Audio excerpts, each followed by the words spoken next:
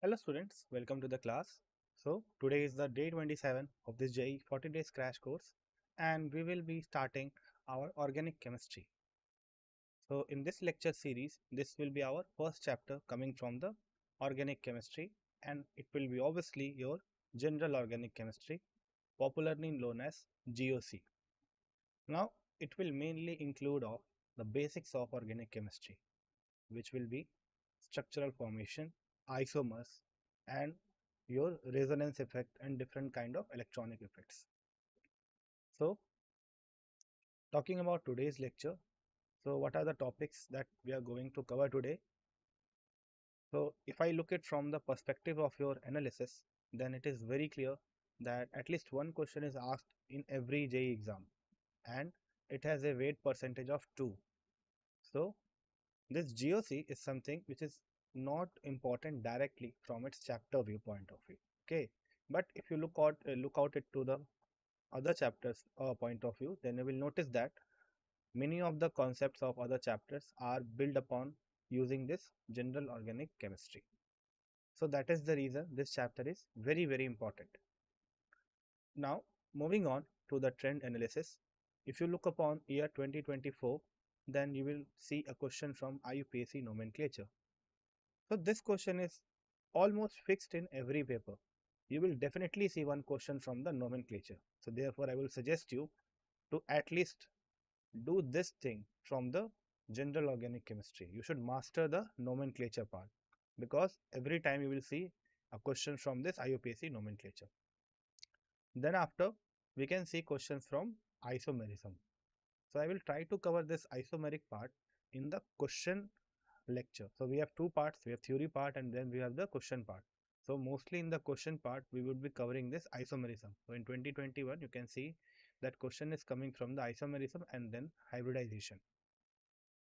Sometimes you would also see questions from quantitative analysis and qualitative analysis.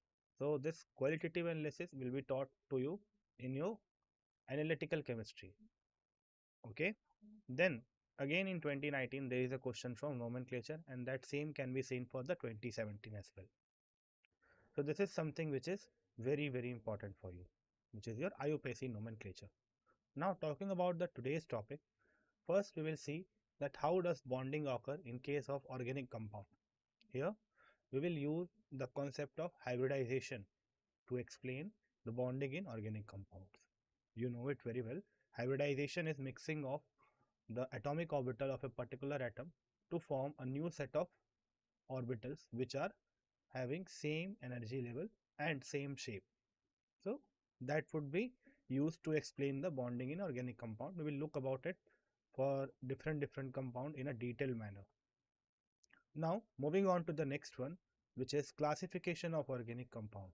So on the basis of its structure, it can be classified into various fractions. Okay, so there are subdivisions and divisions as well. We look onto it and questions are asked from the classification part also. In fact, there was a question regarding the classification of a particular organic compound into cyclic or acyclic. Okay, so there was a question from this point of view also. Next, we will move on to functional group.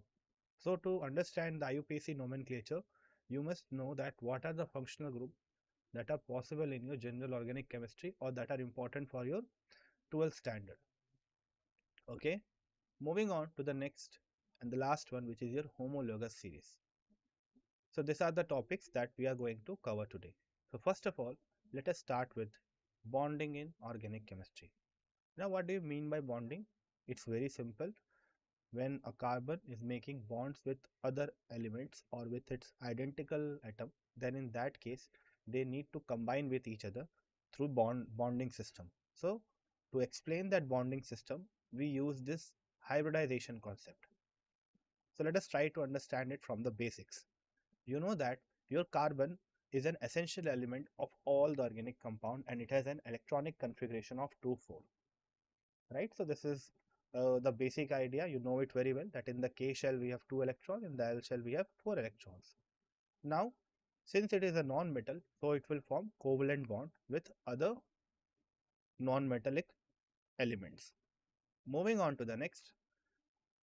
Now, what is the thought here? What is the thought process here? So carbon has 4 electrons in its valence shell. You can see it very clearly. So it will need 4 more electrons. Therefore, it is tetravalent in nature. Now, the question is that how it will show this tetravalency. Why I am asking it? Because if you look upon the configuration with the help of this 2s and 2p, you will see that your 2s has 2 paired up electrons in the s orbital, whereas your p orbital, okay, your p orbital only has 2 electrons, and they are present in a single occupation in the 2 orbitals, that can be px or py. Got it? So we have total of 4 electrons. 2 of them are paired with each other and 2 of them are unpaired. Now, to make the bond with 4 other upcoming substituents, what do you need? You need 4 unpaired electrons. How you will do it? So here comes the case of excitation. So basically, when your 4 other substituents, so suppose we are calling it for methane. So methane has hydrogen attached to the carbon. So when the hydrogen will approach your carbon atom in the ground state, then in that case, your electrons will get excited according to the classical concept of bonding, and they will all be unpaired. Now we will have 1 electron in the 2s, which is unpaired of course, and 3 electrons in the 2p, in which all are unpaired. Now there is a chance of making 4 bonds because now we have 4 electrons that are present in unpaired state. Next, what will happen? Due to the approach of your H, the 4 orbitals will intermix together and they will form hybridized orbital.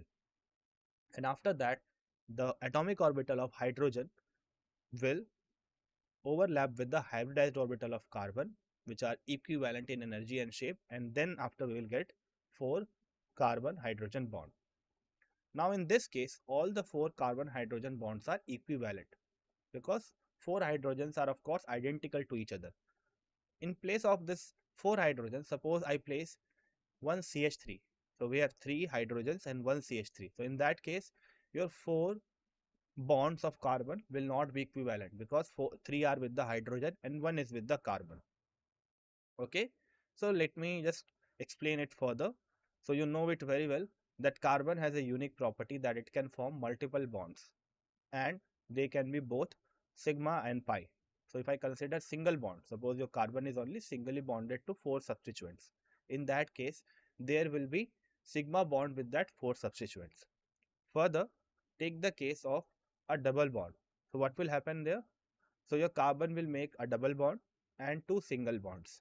So it is written here whereas there are 1 sigma and 1 pi bond in each case. So in case of double bond, one will be sigma and the other one will be pi. What about the triple bond? So remember the trick here. The first bond will be always a sigma, and the rest of the upcoming bonds, that means your double or triple bond, they will be always a pi bond. So in case of your triple bond, your one of the bond will be sigma and 2 will be pi. Got it? So this is the overall case of carbon. Now, moving on with this hybridization, we will try to explain the hybridization first of all in a much better way. So I said it earlier, hybridization is the mixing of orbitals. Here we can specifically tell it as intermixing because all the orbitals that are combining are coming from the same atom. Okay, so they are intermixing together and they should be of equal energy as well. You will not see that 1s orbital of your carbon is combining with the 2s orbital because their energies are far from each other or their difference in energy is high. So we will combine 2s and 2p to do the hybridization because they are almost equal equal in their energy terms. Got it? The next important part, since a 2s has 1 orbital and 2p has 3 orbital, as a result of that the total orbitals which are intermixing is 4. Therefore the number of hybridized orbital which will be formed will be also 4. Got it? So this is very important, and you will see that after the intermixing of 4 orbitals, you will get 4 hybridized orbital which are equivalent in energy. Next, what are the types of hybridization that are possible? So that will depend upon the carbon's bonding, if it is making a single bond or a double bond or a triple bond. So let's see that. First of all, if there are 4 sigma bonds, as I said earlier, if all the bonds of carbon are single in nature, in that case the hybridization will be sp3, okay, and the shape will be tetrahedral, right? Moving on to the next, suppose your given carbon is making a double bond and 2 single bonds. So what will be the total count of sigma bond? So for the 2 single bond, there will be 2 sigma bond, and for the double bond, there will be 1 sigma and 1 pi. So total of 3 sigma bonds and 1 pi bonds. In that case, the hybridization is sp2. Got it? So you'll remember that as soon as you see 3 sigma bonds, the hybridization becomes sp2, and the shape will be trigonal planar in nature. Last one, if there are 2 sigma bonds, then in that case the hybridization would be sp and the shape would be linear. So let's see the diagram here of the 3 cases. So here is the shape of your linear or your sp hybridized carbon. So it will be having a bond angle of 180°. Then in trigonal planar, we will see that the central atom is present at the centroid of your trigonal planar structure, and the 3 atoms will be on the vertexes. And lastly, we have this tetrahedron shape. Again, in the center of that 3-dimensional shape will be your central atom, and on the vertexes of your tetrahedron will be your substituents of the carbon. Got it? What about the angle? So angle is very important. Here you can see that in the case of sp hybridization, where the shape is linear, the angle is 180°. When you are moving from sp to sp2, which is due to the triangular planar shape, then here the angle becomes 120°. Moving on to the next, we have sp3 shape, okay, which is tetrahedral, and here the angle is 109.5 degrees. Now the question arises, why is the angle changing? What is the reason behind it? So the reason comes straight from the S character that we are observing. If I take a sp hybridization, in that case, the percentage S character will be 50% and your percentage P character will be 50. Okay, so you will equally divide the percentage into 2 halves. There is no discrimination at all. As a result of it, the S character will be 50% here, and in this case the angle is 180°. Now let us look upon the trigonal planar. So in trigonal planar, the hybridization is sp2, means 3 orbitals are involved, 2 p orbitals and 1 s orbital. Again, as I said, there will be no discrimination. The 100% will be divided into 3 equal parts. So that will give you 33.333. So again, a non-terminating repeating decimal. Now, if you just add the percentage of p orbital here, means the percentage of p orbital, so that would be 33.333 plus 33.333, which is 66.6. Okay, or you can simply call it as 66.67. So now the percentage p character has increased.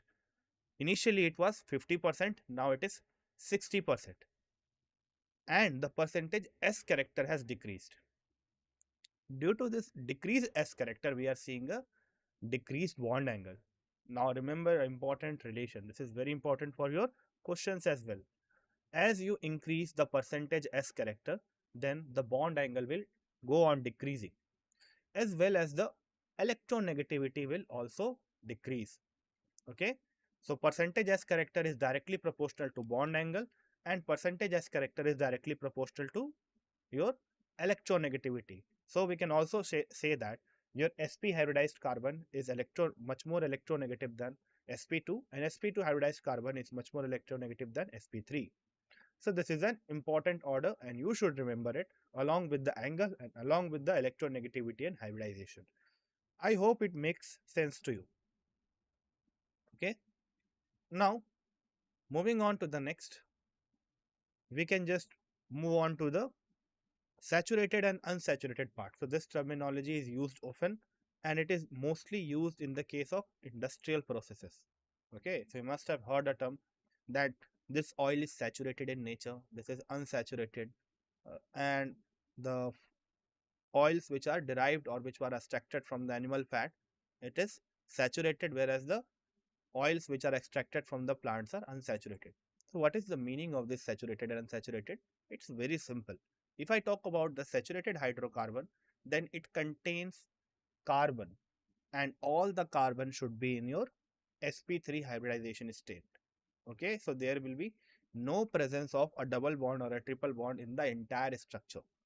In that case, I will call your given hydrocarbon as saturated.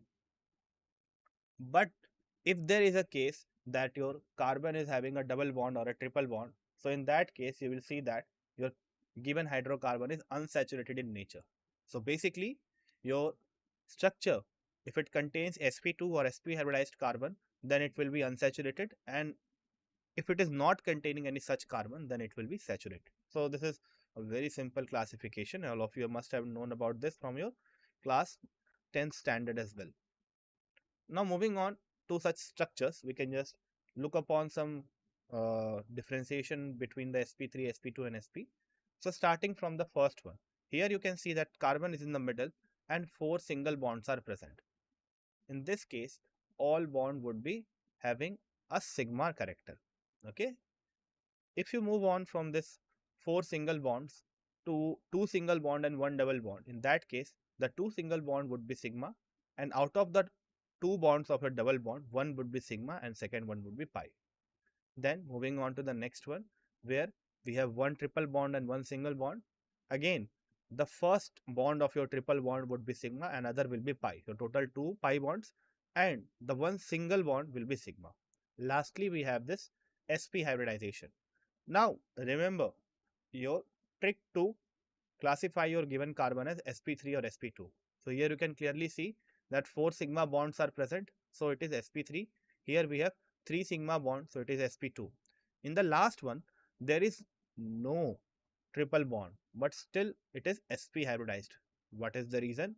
Remember the trick. As soon as you see 2 sigma bond, you will state that your given carbon is sp hybridized. So this two sets of given structures are having sp hybridized carbon. Now what will be the shape here? Starting from the first one, this will be tetrahedral, your sp3 carbon. Then next one will be trigonal planar.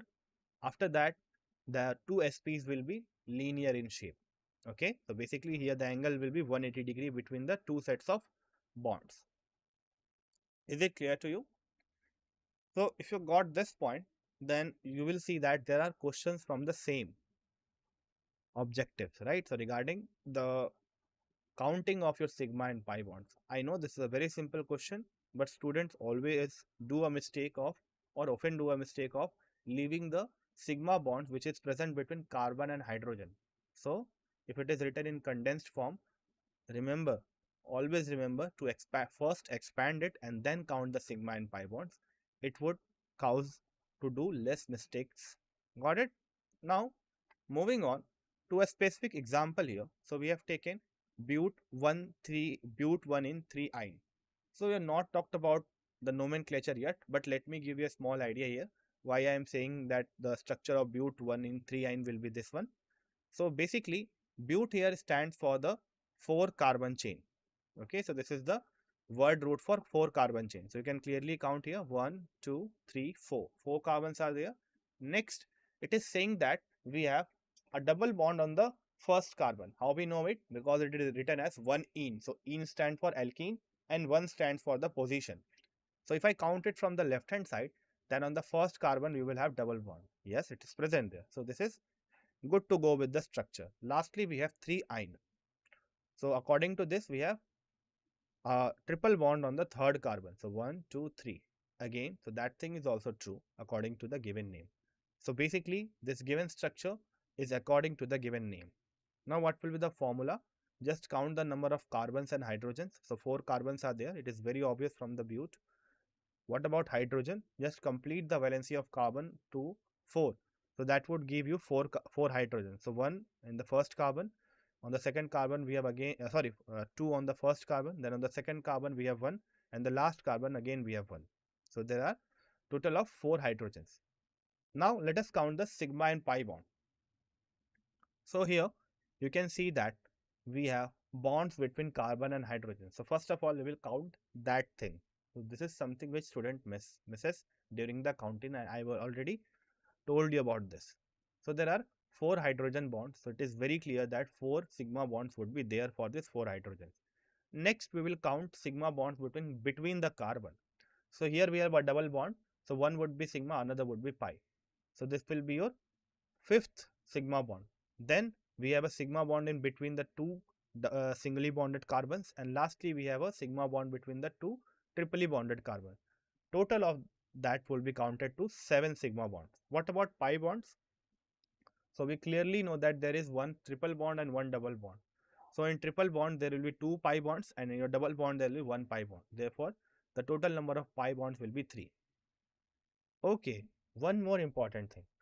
If you have noticed the hybridization, then you have noticed one more important thing, that is your contribution of double or triple bond. So your double and triple bond has no contribution towards your hybridization, because double and triple bond are mostly formed by the overlap of pure atomic orbitals and not your hybridized atomic orbital.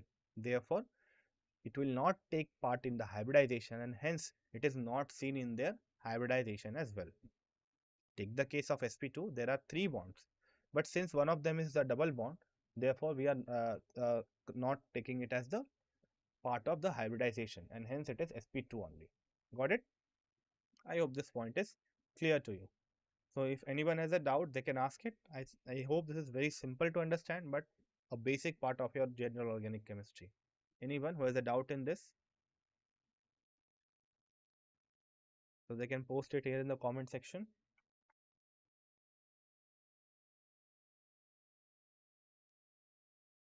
Okay. Now moving on to the next. We have next part as our structural formula, then condensed formula and bond line formula. So basically, if you want to represent a given compound, then they can be represented in various ways depending on its applicability.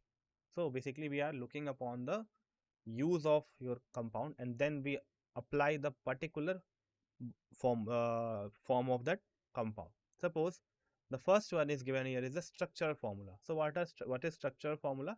In structural formula, all the bonds which are present between the atoms are shown clearly. Here is the example. We have taken 2-chlorobutane. You can see that every bond is shown very clearly. For the first carbon, we have 3 bonds with the hydrogen. Similarly, for the second, third carbon, we have 2 bonds. For the last carbon, again, we have 3 bonds with other heteroatoms. Then we have bonds between the carbons also. So in this, no bond is hidden. Okay, everything is shown very clearly. So it's quite simple, I guess. Now moving on to the condensed formula, there is no particular way to write it. Basically here the bond formation is not shown. If you see here, it is written as CH3. In the structural formula, it is shown that the bond is formed with the help of a line in between carbon and hydrogen. So it is represented with the help of a line. Here we don't have any such compulsion. If you want, you can show it with a line, but you will write it directly along with the carbon. So here we have a functional group also, which is your halogen. So that thing is shown with the help of a bond, or you can write it like this. So basically we have used the brackets here. Now what is the use of brackets here? It is showing that it is not the part of your main carbon chain. It's obviously not possible to put chlorine in middle because it is monovalent in nature. So to show it separately from the carbon, we have put it in the brackets. Got it?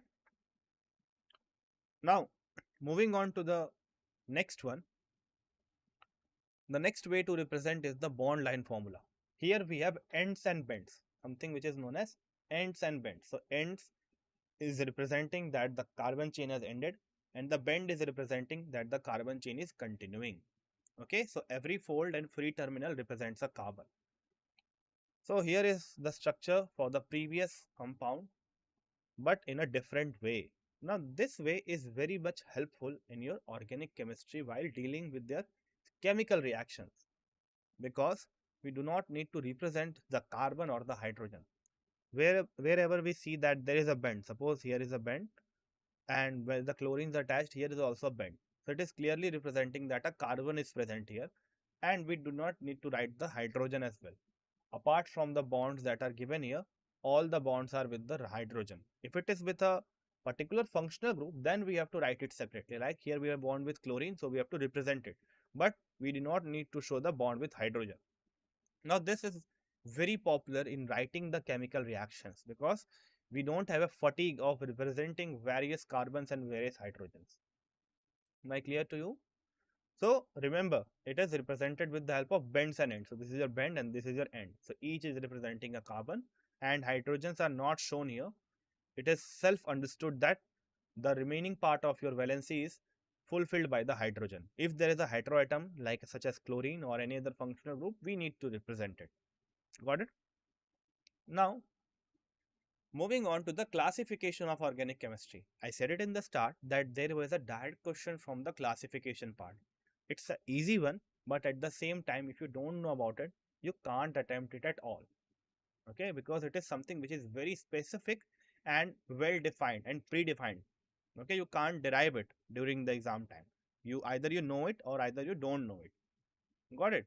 So this classification is very important in that way. Now, this classification is based on the carbon skeleton and the functional group. So, both can be used here. So, first of all, we will divide it on the basis of structure. So, starting with the structural classification, if your organic compound is there, then they can be either acyclic, open chain or aliphatic, or it can be cyclic. So, these three names, acyclic, open chain and aliphatic, they are used in the same context. Okay, so if you have a linear chain, you don't have a chain in don't have a cyclic ring in between, then you call your compound as acyclic, open chain or aliphatic. Okay, aliphatic can be used here. Then the next part is cyclic. So if it is containing a cycle, it can be further divided into homocyclic and heterocyclic. Now what is the meaning of this homocyclic and heterocyclic? Homocyclic means that all the members of the ring are carbon. Like if we take the example of cyclopropane, here every member is a carbon. Three carbons are joined together in a cyclic fashion. Okay. Now this homocyclic you are seeing right now is under your alicyclic compound or your carbocyclic compound. It can be aromatic as well. So we have certain criteria for aromaticity. We will look upon that in the hydrocarbon chapter. For the time being, you can just remember it in this way, that all the compounds that are cyclic and having carbon as the member of the chain but are not aromatic comes under your alicyclic compound or carbocyclic compound. Okay. Further, this aromatic compound can also be divided into two parts, benzoid and non-benzonoid. So here particularly if you see that we have a benzene ring attached to a hydroxyl group. Therefore, it is a benzonoid compound. The other aromatic compound that you are seeing, it is not containing any benzene ring inside it. Why? Because it is either a 1, 2, 3, 4, 5, 6, 7 membered ring or a 5 membered ring. So they both are fused together. None of them is a 6 membered ring representing a benzene. Now, how we are calling it a aromatic compound? So we have some criteria for it. So let me list it for you for the time being. We'll study them in detail in the hydrocarbon chapter as well. So the first criteria is that your compound should be planar in nature. What is the meaning of planar?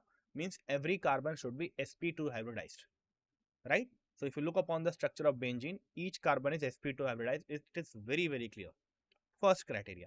Second criteria, it should be cyclic. Of course, this benzene is cyclic in nature because we are forming a 6-membered ring. Second criteria done. What is the third criteria? Third criteria is that it should have 4n plus 2 pi electrons. Now, what is the meaning of this? If you count the number of pi electrons, means the electrons which are present along the pi bond, then it is 6 because 3 pi bonds are there and each is giving 2 electrons. That means total pi electrons is 6. If you equate it with the formula 4n plus 2, then you will get the value of n as what? So 4n plus 2 is equals to 6. 6 minus 2 is equals to 4 and 4n is equals to 4 gives you n value as 1. So you got your 4n plus 2 is equals to 6 as n is equals to 1. So therefore, since it is an integer, hence we can call this compound as aromatic. Okay. Got it? But if you don't get n value as integer, then in that case, it will not be aromatic. Okay, so this is something which can confuse you. So for the time being, remember that the compound should be planar it should be cyclic, and it should follow the Huckel's rule, which is 4n plus 2 pi, or else it would be carbocyclic or alicyclic in nature. Next, what about heterocyclic? I hope it is very simple. So this is again of two types, alicyclic and aromatic. Okay, so here aromatic has no further subdivision. So what is aromatic? So suppose it is aromatic in nature, means it follows all the three rules and it contains a heteroatom as the part of the ring. So here we have nitrogen as the part of the ring apart from carbon. So in this case it would be aromatic compound. Similarly, if I take the case of non-aromatic compound or alicyclic compound, then in this case your 5-membered ring is containing 1 oxygen and 4 carbons, and this is known as THF, tetrahydrofuran. Okay, is it clear to you? So this classification should be clear in your mind, and it's very simple, I guess. So let me just summarize it in a short way. So first of all, if your chain is open, then you call it acyclic or open chain or aliphatic, or else you will call it cyclic. Next, cyclic can be divided into homocyclic and heterocyclic.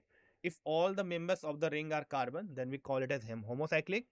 If one of them is suppose nitrogen or sulfur or oxygen, then we call it as heterocyclic. Your homocyclic can be aromatic and alicyclic. So if it follows all the three rules of aromaticity, it is aromatic, or else it is alicyclic. So there is a difference here. It is acyclic and this one is alicyclic. Next, your aromatic compound of homocyclic division can be benzonoid or non-benzonoid. So if it is containing benzene ring, it is benzonoid. If it is not containing benzene ring, means there is a no 6-member ring aromatic in nature, then it would be non-benzonoid in nature. Next, your heterocyclic can only be divided into alicyclic compound and your aromatic compound. There is no further division of aromatic compound into benzonoid and non-benzonoid in the case of heterocyclic.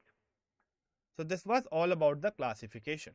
Now, if this is clear, we have some examples here. So let us divide it into different parts. Starting from the cyclopropane. Of course, it is a cyclic compound, right? Next, which type of cyclic compound? It is homocyclic in nature because all the members are carbon. Next is whether it is aromatic or non-aromatic. So for this I am telling it to you directly that it is non-aromatic in nature. Okay, so if you are doing this much division, for the aromaticity we will look upon the hydrocarbon. So it is non-aromatic in nature, therefore we will keep it under alicyclic compound. If I talk about these two compounds, then it is very clear that they are under the benzonoid part because it is cyclic in nature. All the members of the ring are carbon. Further, it is an aromatic. Benzene itself is an aromatic compound. Hence, it is under your benzonoid aromatic compound. Moving on to the next example. So here again we have a aromatic system. First of all, it is cyclic. Second, all the members are carbon, so it is homocyclic. Next, I am telling you that it follows all the three rules of the aromaticity. So let me do it for you. Suppose if you take the carbons here, all the carbons are sp2 hybridized because they have a double bond. So first rule is of course clear for it, which is planarity. Second, it is cyclic. Yes, it is forming a 7-member ring. Next thing, it should follow Huckel's rule, means it should have 4n plus 2 pi electrons. So what is the count of pi electrons here? 1, 2, 3, 4, 5, 6. If you equate it with the 4n plus 2, you will get your n value as 1. Hence, this compound is aromatic. But it does not contain a benzene ring. So, it is non-benzonoid aromatic compound, and same can be said about this azulene.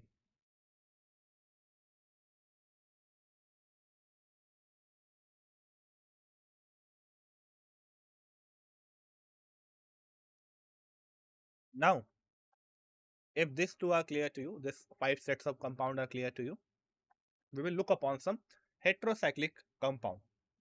Why heterocyclic? Because although it is forming a ring, but one of the member is oxygen here in the first case, which is your furan. The second case we have a nitrogen. In the third case we have a sulfur. So all of them are cyclic in nature, but they are heterocyclic, and all of them have aromaticity in their nature. So we can tell them as heterocyclic aromatic compound. Okay, so you can just try this exercise one more time. Try to classify the given compound in the certain subsections. This will help you to clear your definition of various classifications. So, next part is functional group. Now, what is functional group? If I take the example of a simple hydrocarbon, then we have two kinds of bond. A bond between carbon and carbon, a bond between carbon and hydrogen. So, that is the most simplified form of your organic molecule. But some special molecules have some special set of subgroups. For example, COOH, known as carboxylic acid. So, they are being put under a special criteria of known groups known as functional groups. Similarly, we have aldehydic groups where we have this CHO. So, CHO means C double bond O, then single bonded with H. Okay. So, here you can clearly see that the arrangement of your atoms are specific in nature. They are joined in a specific manner. Right. Now, on this basis, your functional group can also be divided. So, what is that classification? See. So, starting from the first one, we have double bond or triple bond containing compound. Okay, you can see here that we have a double bond and a triple bond containing compound which includes your alkene and alkyne. Next, we have this halogen, right? So, this halogen includes your halogen attached to a normal chain or a aliphatic chain, and in the second case, your halogen is attached to a benzene ring or aromatic system. In that case, we call it as haloarine. Now, what are the halogens that are possible? Of course, it will be fluorine, chlorine, bromine, and iodine. Okay. Now, moving on to the next, we have this oxygen compound which contains what oxygen as their part of the functional group. So, in that series, we have first of all alcohol. So, alcohol includes a OH group attached to the chain. If it is not attached to an aliphatic chain, then it can be attached to aromatic ring. In that case, we will call it as phenol if it is attached to benzene. After that, we have ether. It's very simple. So, basically, we have oxygen in middle, and on both sides, we have different kind of alkyl groups. Okay. After that, we have carbonyl. So, carbonyl can be of two types. So, carbonyl means a carbon doubly bonded to oxygen. So, if your carbon is doubly bonded to oxygens and the other two valencies are satisfied by R and H, meaning that an alkyl group and a hydrogen, in that case we call it as aldehyde. And if it is satisfied by alkyl groups only, then in that case we will call it as ketone. Lastly, we have this carboxylic acid derivatives. Now, this can be of various types. The first one is very obvious, RCOOH. Then if you just replace the H with different kind of species, you will get different structures. If you place this R in place of H, so if you place an alkyl group in place of H, then it will be ester. Similarly, if you replace your H with NH2, remember we are always replacing it with a monovalent species, because H is a monovalent species.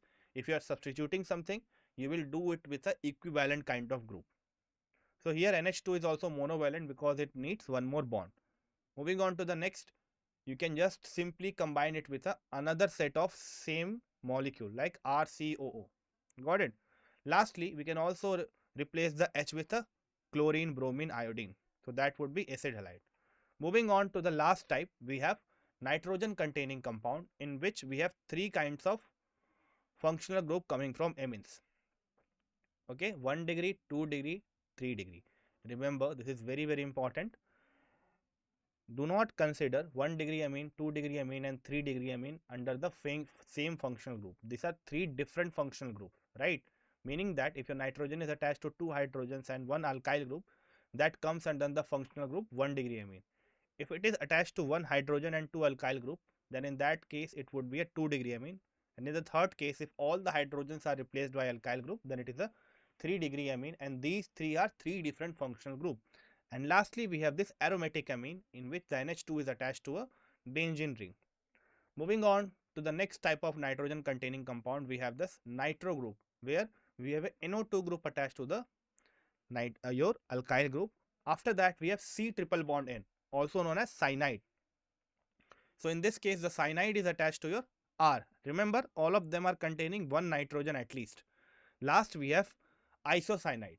Now, what is the difference between cyanide and isocyanide? So basically, the group is same, but the structure is different. Why? In the first case, which is cyanide, your carbon is attached to the other carbon, right? But in the case of isocyanide, the nitrogen is attached to the carbon. So that is the way to write it. Got it? So you got my point. So if I write it as CN, it means that the C part of your CN is attached to the alkyl group. If I write it as NC, then in that case, your N part of your CN is attached to the alkyl group. I hope this classification is clear to you. Now moving on to the last part of our today's discussion, which is homologous series. Now this homologous is being used multiple times in your scientific books for different contexts. Here we are trying to context this in terms of your different series of compounds that we get upon adding CH2 group. Okay, so let me make it clear with the help of a example. So suppose we have a methane which is CH4. If we add one CH2 to that methane, what we will get? We will get C2H5, which is ethane. Therefore, this CH4 and C2H5 both fall in the same homologous series. Further, you can add one more CH2 group, so that will give you C3H8. Again, here we are adding just CH2 and we are getting the next member of the homologous tree. So this is something which is known as homologous series. It's very simple. Now, what are the general characteristics of your homologous series? Here, the functional group remains the same. Like, we can take methyl alcohol, then we can take ethyl alcohol, then we can take the propanol, then we can take the butanol. So we are only increasing the carbon length, but we are keeping the functional group same. So this is a very classic example of your homologous series, where we have a OH group also attached to the given compound apart from the carbon and hydrogen. Got it? Now, this n value can only be an integer. You cannot take a fraction value. Of course, it is not possible to have a fraction of hydrogen. You will always have a complete atom of hydrogen. Next, we have an illustration here to represent this. So first we started with CH3OH, then we added one CH2 to it. It will give you C2H5OH. Then again we added one CH2, it will give you C3H7OH. And lastly again we added one CH2 and that will give you C4H9OH. So this whole family of 4 groups that you are getting is a part of a single homologous series, which is monohydric alcohol. Meaning that monohydric means one OH group, okay, and one OH group represents the alcohol, therefore monohydric alcohol. Got it? Can I tell about its chemical properties? Yes. So definitely the chemical properties would not be clearly equal to each other, but they will be similar in some contexts. Okay. So therefore you can learn about the various members of a homologous series by learning it for the one compound only. Okay. So that would be not accurate, but it can be helpful. So we can talk about some more characteristics. So if I say that there is a difference of a CH2 unit between two homologous series, then what can be the context regarding to the molecular mass? So it's very simple. Since we have one carbon and two hydrogen, therefore we have a mass of 14U. So each consecutive member of your homologous series is differentiated by a molecular mass of 14U. What is U representing here? U is your unified mass used for representing the molecular mass. Next, of course, they will have some sort of similar chemical properties which would not be exact but would be similar. So remember, I am using a similar word here. Then what about the physical properties? It's very obvious. You know about when the van der Waals force. Van der Waals force is something which is dependent upon the molecular mass. Since here you are increasing the molecular mass each time by 14U, therefore you will be increasing the amount of van der Waals force between the molecules, or you can say we are increasing the intermolecular forces. As a result of this, your solubility, your density, your melting point, your boiling point, each thing will be affected. Especially your boiling point, it will increase, right? due to increase in the molecular mass. Now, this was all about the theory part. After this, we will deal with the questions. So just wait for a while. I will open the questions. Meanwhile, if you have a doubt regarding the whole theory part, we can just post it in the comment section.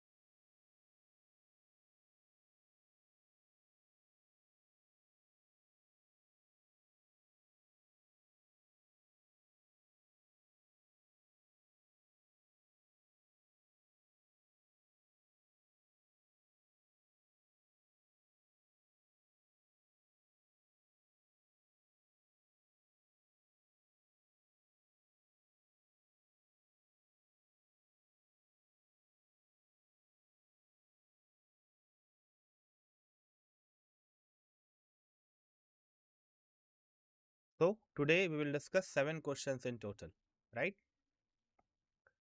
Starting from the first one.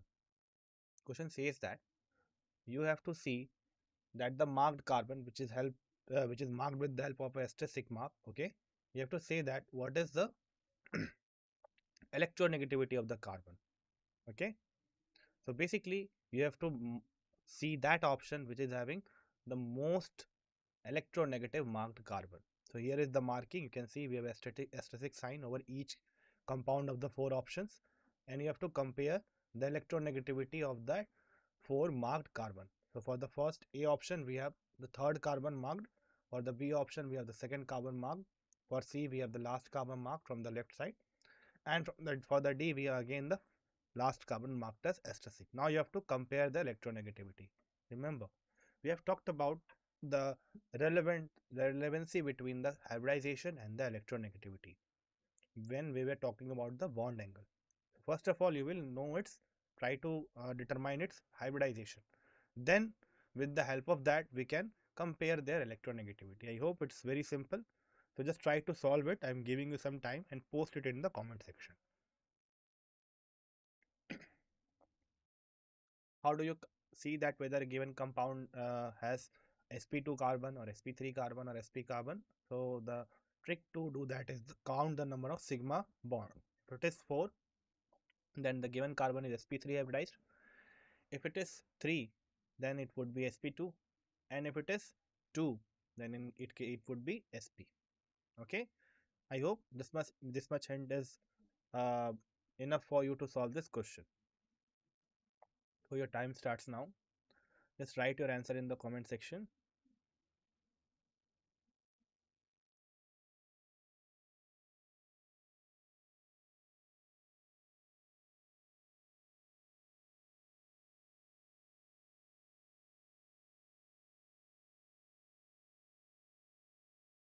Okay, so we have an answer here, option C. Anyone else?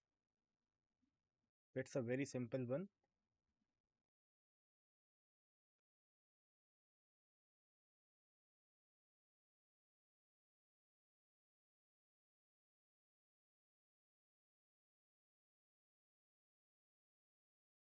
Okay, so let us move on to the answer. The correct answer would be option C, which is CH3, CH2, C triple bond C, H. So the last carbon is marked with a star. Now, as I said earlier, that electronegativity is totally dependent upon the hybridization of the carbon. More will be the S character, more will be the electronegativity. So for sp hybridization, we have 50% S character. For sp2, we have 33.33% S character, and for sp4, sp3, we have 25% S character. So from that perspective, we can write it here sp3 with 25% S character, sp2 with 33.33, or approximately 33, and lastly for sp we have 50%. Now according to this, we can clearly see that the option C has a sp hybridized carbon because it has two sigma bonds, one with the carbon among the three bonds of the triple bond and one with the hydrogen. So the correct option would be answer C. Got it? So it's a very simple one.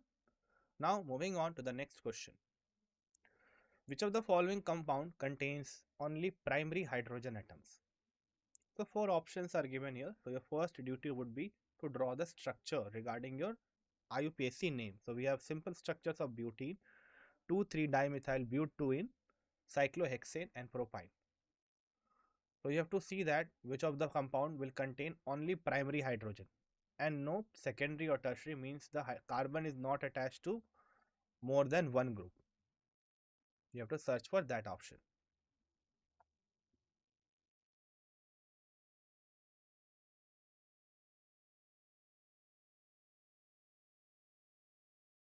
First of all, you try to draw the structure and see that which structure is only having primary hydrogen, means the hydrogen are only attached to that carbon which are having attachment to a single carbon only.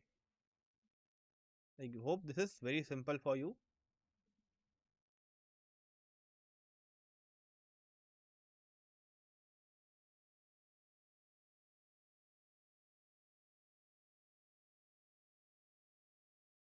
Anyone? Just post it in the comment section.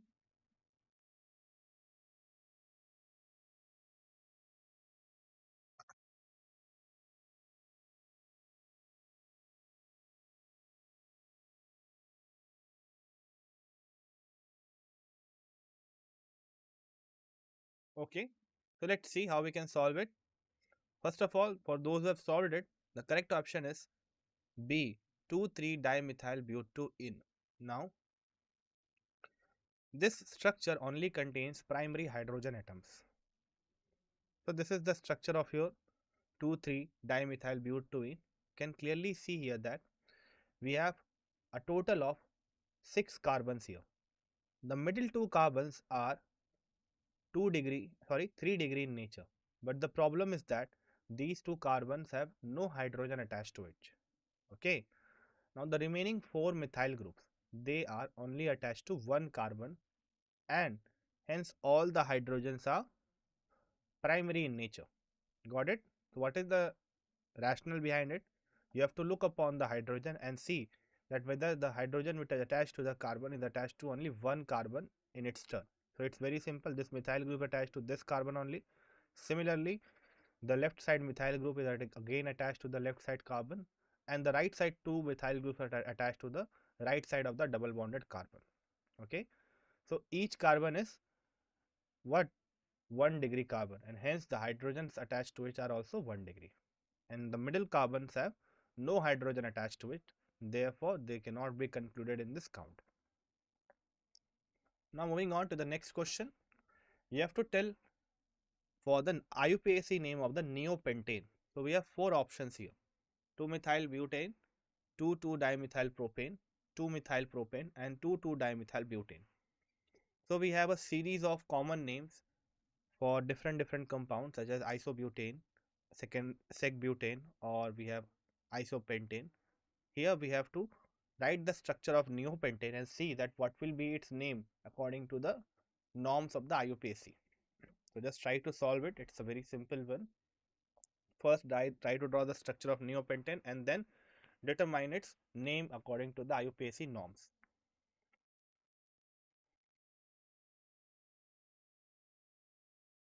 If you get your answer, just post it here in the comment section.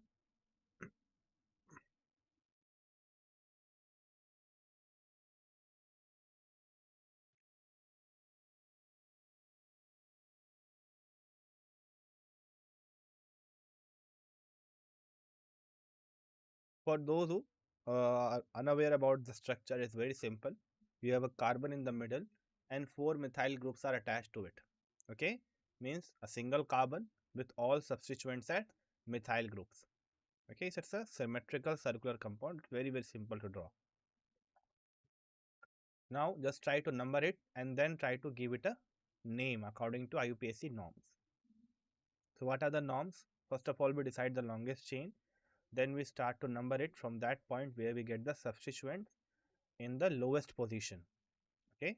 Then further, we just write the position of your substituent with the help of their numbering pattern, and we use die try to represent their count.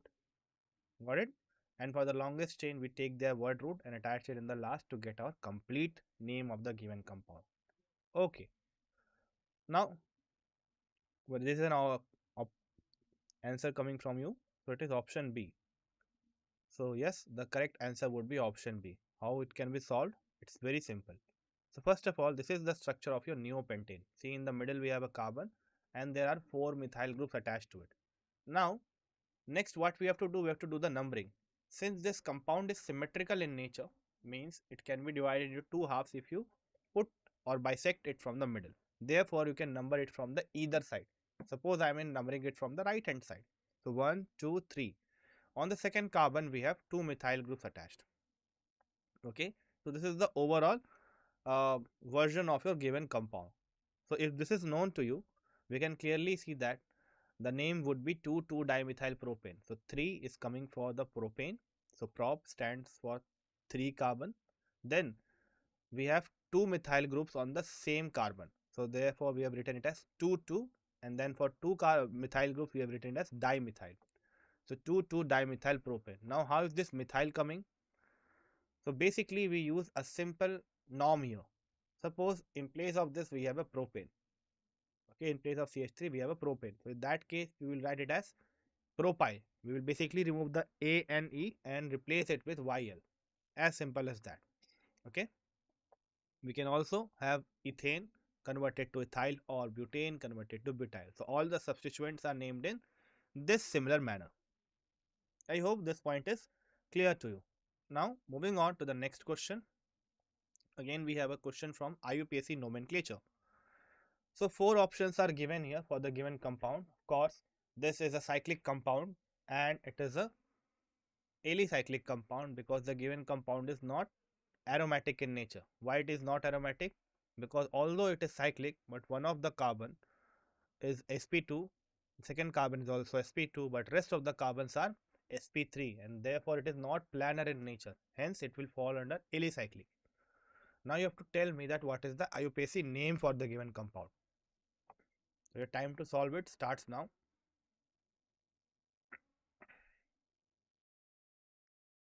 It's very simple. We have a double bond carbon and a chlorine attached to the doubly bonded carbon, then you have a bromine. So just focus on the double bond.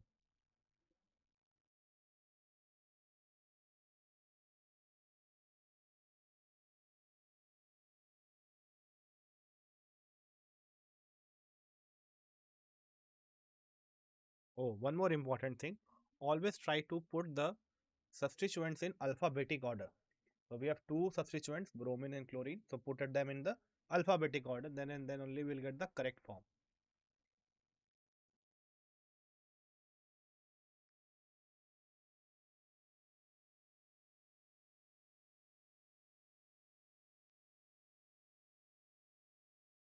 If you get your answer, just put it in the comment section. So we are always already seeing an answer as option C.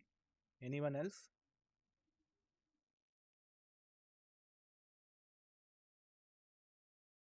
So option C is what? 1 bromo, 3 bromo, 1 chloro, cyclohexene. Anyone else who is supporting this answer?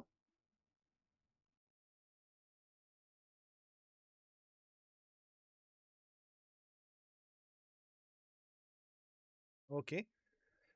So let us move on to the correct answer. Yes, it will be obviously 3 bromo, 1 chloro, cyclohexene. Now, here, what are we doing? We are first of all giving priority to the double bond. Okay.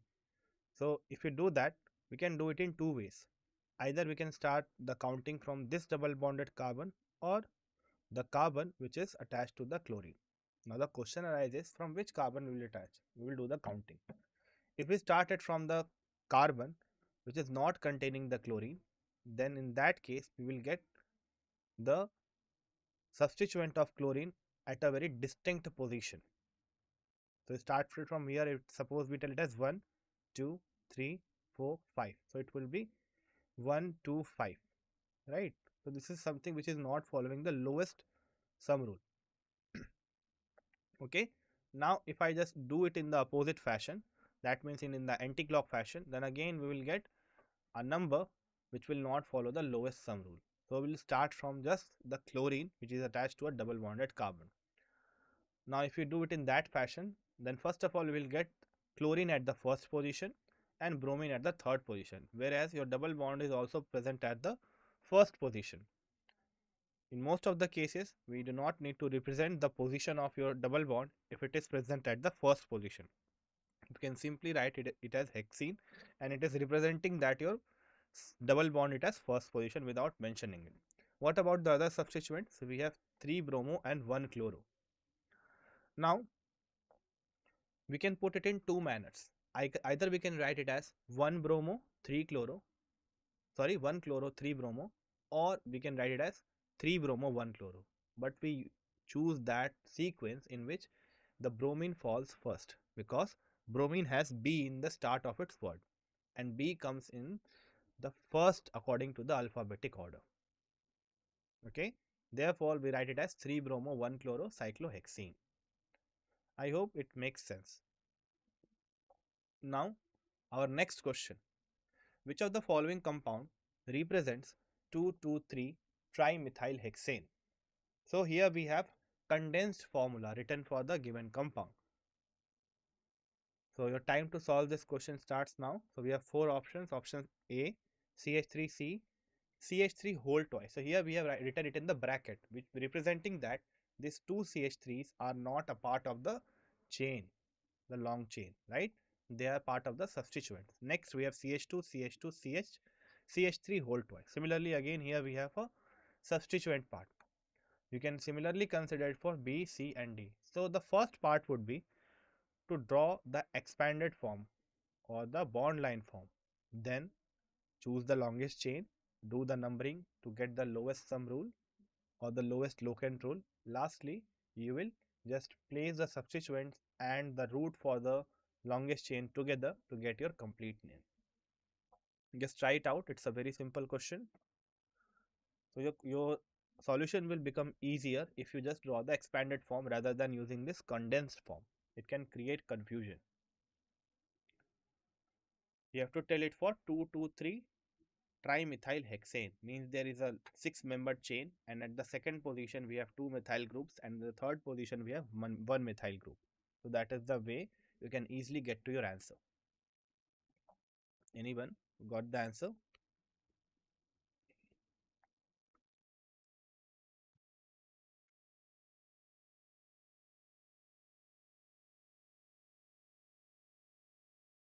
So the correct answer would be option C, which is CH3C, CH3 whole twice, CH, CH3, CH2, CH2, CH3. This sounds vague. So let us just try to convert this 2,2,3 trimethylhexane into the expanded form. Okay. So this is your expanded form. So first of all, we have started the numbering from the left hand side. Therefore, we will put the carbon on the second carbon from the left hand side. So there are two methyl groups on the second carbon. Why? Because we have written it as 2,2, right? So this writing of 2 times represent that there are two methyl groups on the same carbon. Next, we have one more methyl group on the third carbon, and it is present in a single count. And how are we knowing it? Because 3 is written one time. Got it? And this trimethyl is representing that there is a total of 3 methyl groups apart from the main chain. Now, this main chain is of length 6. So therefore, we have written it as hexane. If you just compare it with the condensed formula given in the option C, you will clearly see that your second carbon is attached to 2 methyl groups, and that is being represented as CH3 whole twice. Then we have CH, and then again we have a CH3 methyl group. Therefore, it is written in bracket. Okay. Lastly, we have CH2, CH2, CH3. So this is your overall condensed formula for 2,2,3 trimethylhexane. Okay. And this is for your expanded formula. This is your expanded formula for the same compound. Next question is the structural formula of 2-oxo 3-methyl and bromo butanamide. So this question is interesting. So oxo is representing that we have a double bonded oxygen. Okay, and this N-bromo is representing that we have a bromine attached to the nitrogen, and lastly this butanamide has a amide in the last, which represent that we have a CONH group, means C double bond ONH. Lastly, we can also see that we have a but as the root, which represents 4 carbon length chain. So your time to solve this question starts now. It's a very simple one. You have to simply look upon the structure and say that which is the correct structure for the given IUPAC name.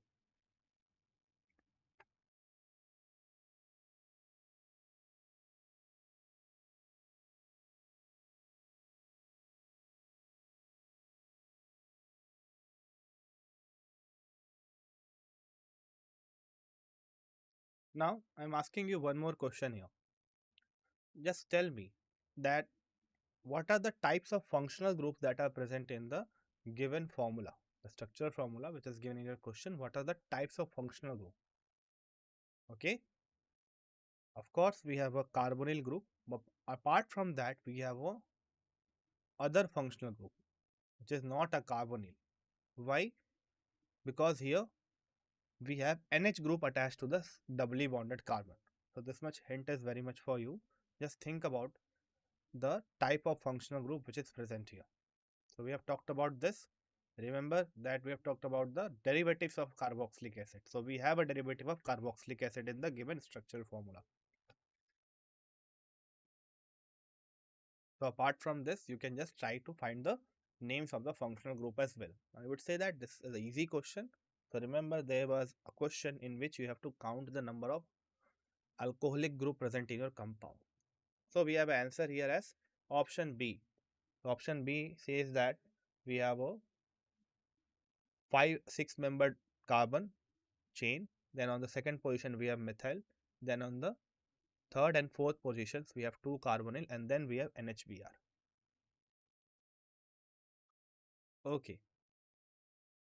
So let us talk about other options first of all. Say we talk about A, C and D.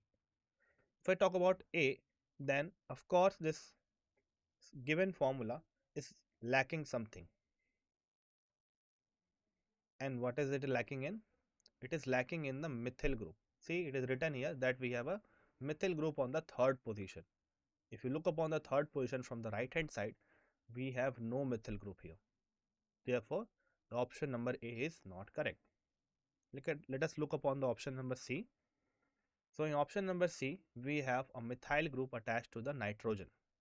But it is clearly mentioned here that we have only one group attached to the nitrogen, which is bromo, N-bromo, and not N-bromomethyl.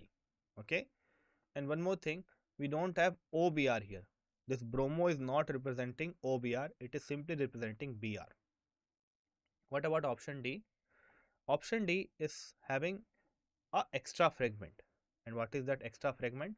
The extra fragment is this methyl group, because according to this given name, we have only one methyl group attached to the third carbon. But in the given option D, we have two methyl groups attached to the third carbon. Therefore, this option is not also validated in your given name. Hence, your correct answer would be option B, which is CH3CH, in which a CH3 group is attached. Then we have two carbonyl groups NH and Br. Now, we can just write the overall structure. So this is the overall structure for the given compound. You can just start it counting from the right hand side. 1, 2, 3, 4. So 4 carbons. On the first carbon, we have one carbonyl and one NHBr. So this CONH is representing your whole amide thing, and your Br is representing that your N-bromo is there. Next, we have on the second position oxo group. So whenever your C double bond O, that means your ketone, is not acting as the primary functional group and it is acting as the secondary functional group, in that case we use its prefix, and the prefix for your ketone is oxo. Okay, so it is written here it as 2-oxo. Next we have a methyl on the third carbon. clearly we have a methyl on the third carbon, and lastly we have this CH3. Okay, so 4 carbon is representing the bute root. I hope it makes sense. Now moving on to the next question. So this will be the last question of today's discussion. An interesting one. You have to write the maximum number of isomers for an alkene whose formula is given as C4H8. Okay, consider all the types of isomers that you can have. As I said it earlier, we will tell about this isomer in the question part only. In the theory part, we will discuss mainly about the nomenclature and all. So what will be the correct answer for this question? 4 options are there: 2, 3, 4 and 5 for option A, B, C and D. Given molecular formula is C4H8. Okay.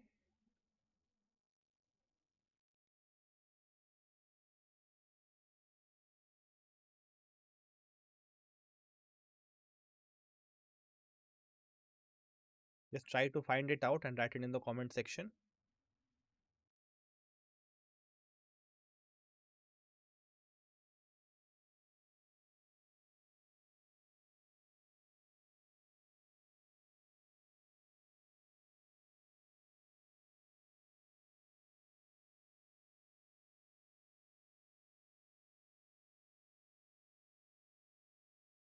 So let me give you a hint. You have to consider your geometrical isomers as well. What are geometrical isomers? So it happens due to the change of configuration across a double bond that results in cis and trans configuration. Okay, so you have to consider that isomer as well. Now just tell me that what are the number of isomers for this C4H8.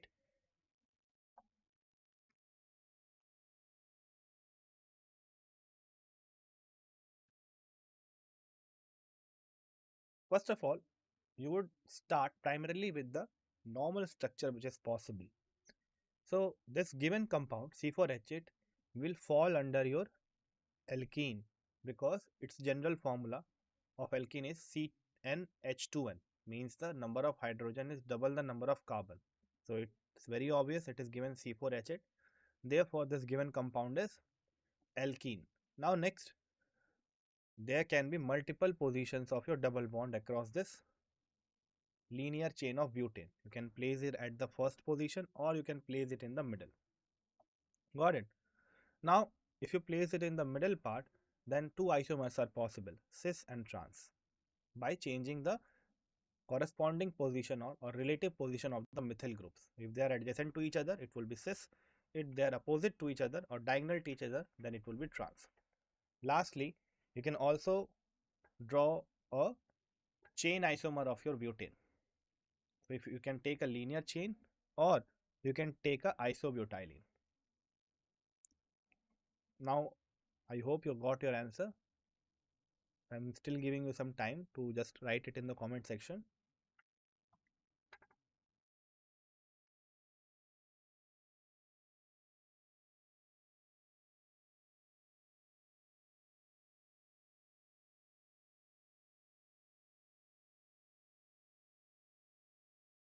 Okay.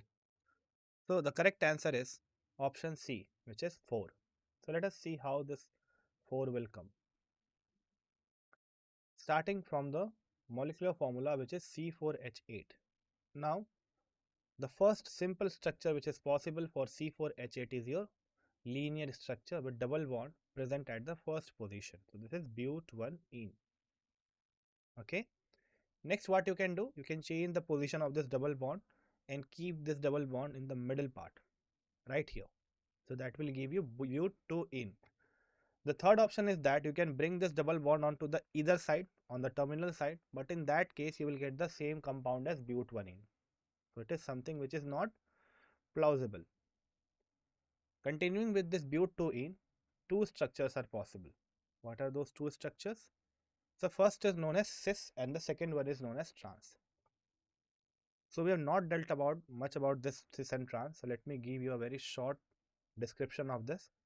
Whenever your similar kind of groups are present adjacent to each other, then we call that given structure as cis. Suppose in this example, this but2ene, if we place the two methyl groups on the same side, See, these two methyl groups are on the same side. So in this case, you will call it as cis butene, and same can be said for the hydrogens as well. Okay. What can be the other condition? You place it on the opposite side. So we have took this CH3 and brought it to the opposite side. In this case, they are present on opposite sides or diagonal to each other. Got it? Now, these two configurations are different from each other and they cannot be interconvertible.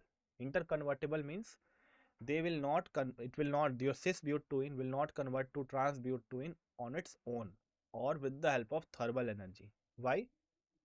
Because there along the double bond, the rotation is not allowed. So we'll learn about this in the alkene as well, that you won't see a rotation around the double bond. For example, you must have seen a car. So there is an axle which connects the two wheels of the car.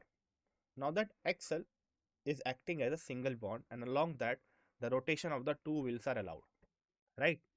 Now what you do, just take two thermocol balls and in between you put two sticks and try and keep the one of the ball constant with your hand and try to rotate the other. You will see that first, before rotating the two along with each other, you have to break the double bond or break the two sticks. Okay. So basically here the rotation is not allowed. In in allowed to do so, we have to break the bond. Therefore these two are isomers of each other because they are not interconvertible through rotation. Last one, if we do not take the simple linear chain, rather than that we take a three-membered chain with one methyl group present at the middle, then we'll get it as 2-methyl propene. Okay. Now your correct answer would be 4. Is there an optical isomer possible? No. So starting with the first one, here in the first one, the two carbons are sp2 hybridized, and sp2 hybridized carbon are never capable of showing optical isomerism because they are planar in nature. And same can be said about sp hybridized carbon. Whereas the other two carbons have two same atoms. Talking about the CH2, it has two hydrogen atoms, and the last CH3 has three hydrogen atoms. Therefore, it will not show optical isomerism. Similarly, in option 2 and 3, here also your two carbons are sp2 hybridized, therefore they are not capable of showing your optical isomerism, and the other two carbons are carrying same groups. Both of them are carrying 3 hydrogens each. Lastly, in the fourth option, you can see that again the two carbons are sp2 hybridized or are double bonded, and the other two carbons are containing three similar kind of groups, that means hydrogen. Hence optical isomer is not possible for any of them. Okay, so this was all for today's class. Thank you for joining the session. I hope you enjoyed it.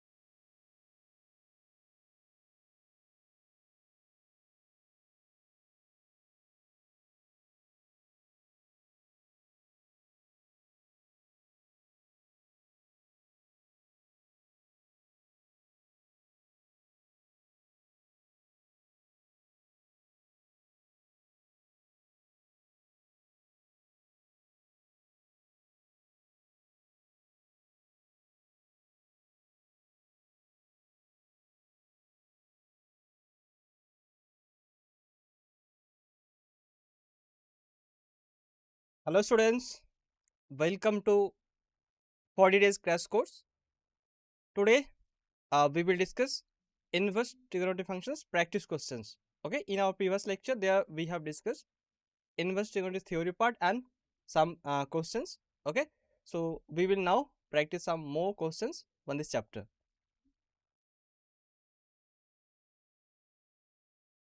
This is our disclaimer.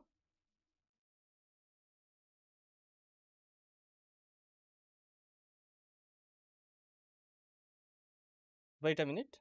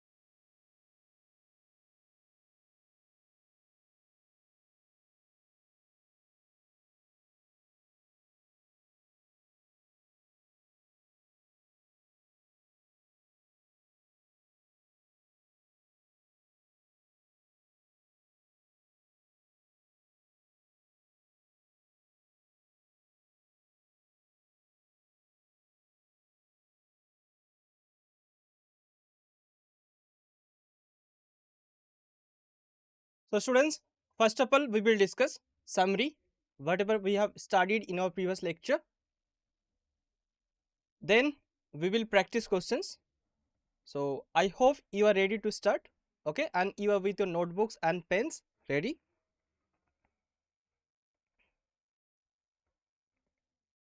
So first we have discussed inverse trigonometry function. Okay, so you will know all the trigonometry functions like sin x function, cos x function, cosec x function, tan x function, cot x function. Okay, so these functions are not 1 1 and 1 2 on their natural domains and ranges. So if we take sin x function, so sin x function is not 1 1 function in its domain. Okay, because sin x function is periodic function. Okay, and if you see cosec x function, then cosec x function is not 1 2 function, because you can see the range of cosec x function that is not in interval minus 1 comma 1. Okay, this is not 1 1, but this is not 1 2. So trigonometric functions are not 1 1 and 1 2 and on their natural domains and ranges, so their inverses do not exist in the whole domain. But if we restrict their domain and range, then the inverse may exist. Okay, then we have studied some properties of inverse trigonometric functions, like sin inverse x plus cos inverse x, this is equal to pi by 2. Here minus 1 is less than equal to x, less than equal to 1. And then tan inverse x plus cot inverse x is equal to pi by 2. Here x belongs in set of real numbers. Sec inverse x plus cosec inverse x is equal to pi by 2. Here x is less than equal to minus 1 or x is greater than equal to 1. And you will know this property also, sin inverse of minus x, this is equal to minus sin inverse of x. Here minus 1 is less than equal to x, less than equal to 1. And you will know cos inverse of minus x, this is equal to pi minus cos inverse x. Okay, here minus 1 less than equal to x, less than equal to 1. Tan inverse of minus x is equal to minus tan inverse x. Here x belongs in interval minus infinity to infinity. Cot inverse of minus x is equal to pi minus cot inverse x. Here x belongs in interval minus infinity to infinity. And sec inverse of minus x is equal to pi minus sec inverse x. Here x is less than equal to minus 1 or x is greater than equal to 1. Then cosec inverse of minus x is equal to minus cosec inverse x. Here x is less than equal to minus 1 or x is greater than equal to 1. Okay, and then here we have studied some properties, other properties like sin inverse of 1 by x equal to cosec inverse x if x belongs in interval minus infinity to minus 1, close minus 1. Okay, union close 1 to infinity. Then cos inverse of 1 by x this is equal to sec inverse of x if x belongs in interval minus infinity to close minus 1 union close 1 to infinity. Okay, so you will know all these properties. Okay, and we have learned these properties in our previous lecture. Then see tan inverse of 1 by x. This is equal to cot inverse x if x is greater than 0, and this is equal to minus pi plus cot inverse x if x is less than 0. Then sin inverse x, this is equal to cos inverse of square root of 1 minus x square, and this is equal to also tan inverse of x by square root of 1 minus x square. This is equal to cot inverse of square root of 1 minus x square divided by x. Okay, so you should keep in your mind these properties. Then this is equal to also sec inverse of 1 by square root of 1 minus x square, and this is equal to cosec inverse of 1 by x if x belongs in interval 0 to 1. Okay, open interval 0 to 1. Then cos inverse x, this is equal to sin inverse of square root of 1 minus x square, and this is equal to tan inverse of square root of 1 minus x square divided by x. This is equal to cot inverse of x by square root of 1 minus x square. This is equal to sec inverse of 1 by x. Okay, and this is equal to cosec inverse of 1 by square root of 1 minus x square if x belongs in open interval 0 to 1. Then tan inverse x, this is equal to sin inverse of x by square root of 1 plus x square, and this is equal to cos inverse of 1 by square root of 1 plus x square. This is equal to cot inverse of 1 by x, and this is equal to cosec inverse of square root of 1 plus x square divided by x. This is equal to sec inverse of square root of 1 plus x square. Okay, here if x belongs in interval 0 to infinity. Okay, so these are some important properties that you should keep in your mind, and these properties will help you to solve many problems. One, inverse trigonometric function. Okay, that's why we revise all the properties here, and note these properties in your notebook.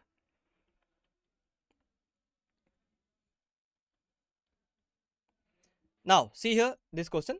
Let's look at the question. In this question, we have given the expression tan inverse y equal to tan inverse x plus tan inverse of 2x divided by 1 minus x square, where mod x is less than 1 by root 3. Here we have to find the value of y. Okay, and we have given here 4 options. So you have to choose the correct answer from the given options. So first of all, try it by yourself.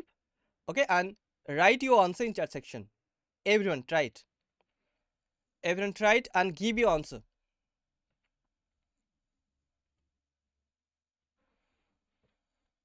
Which option is correct here? Please, please try it and write your answer.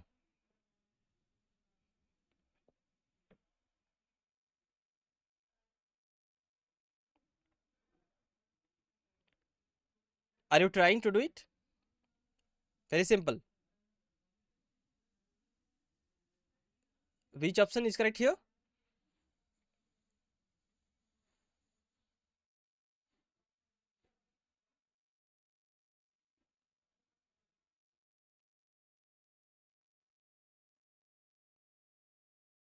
Which option is correct here?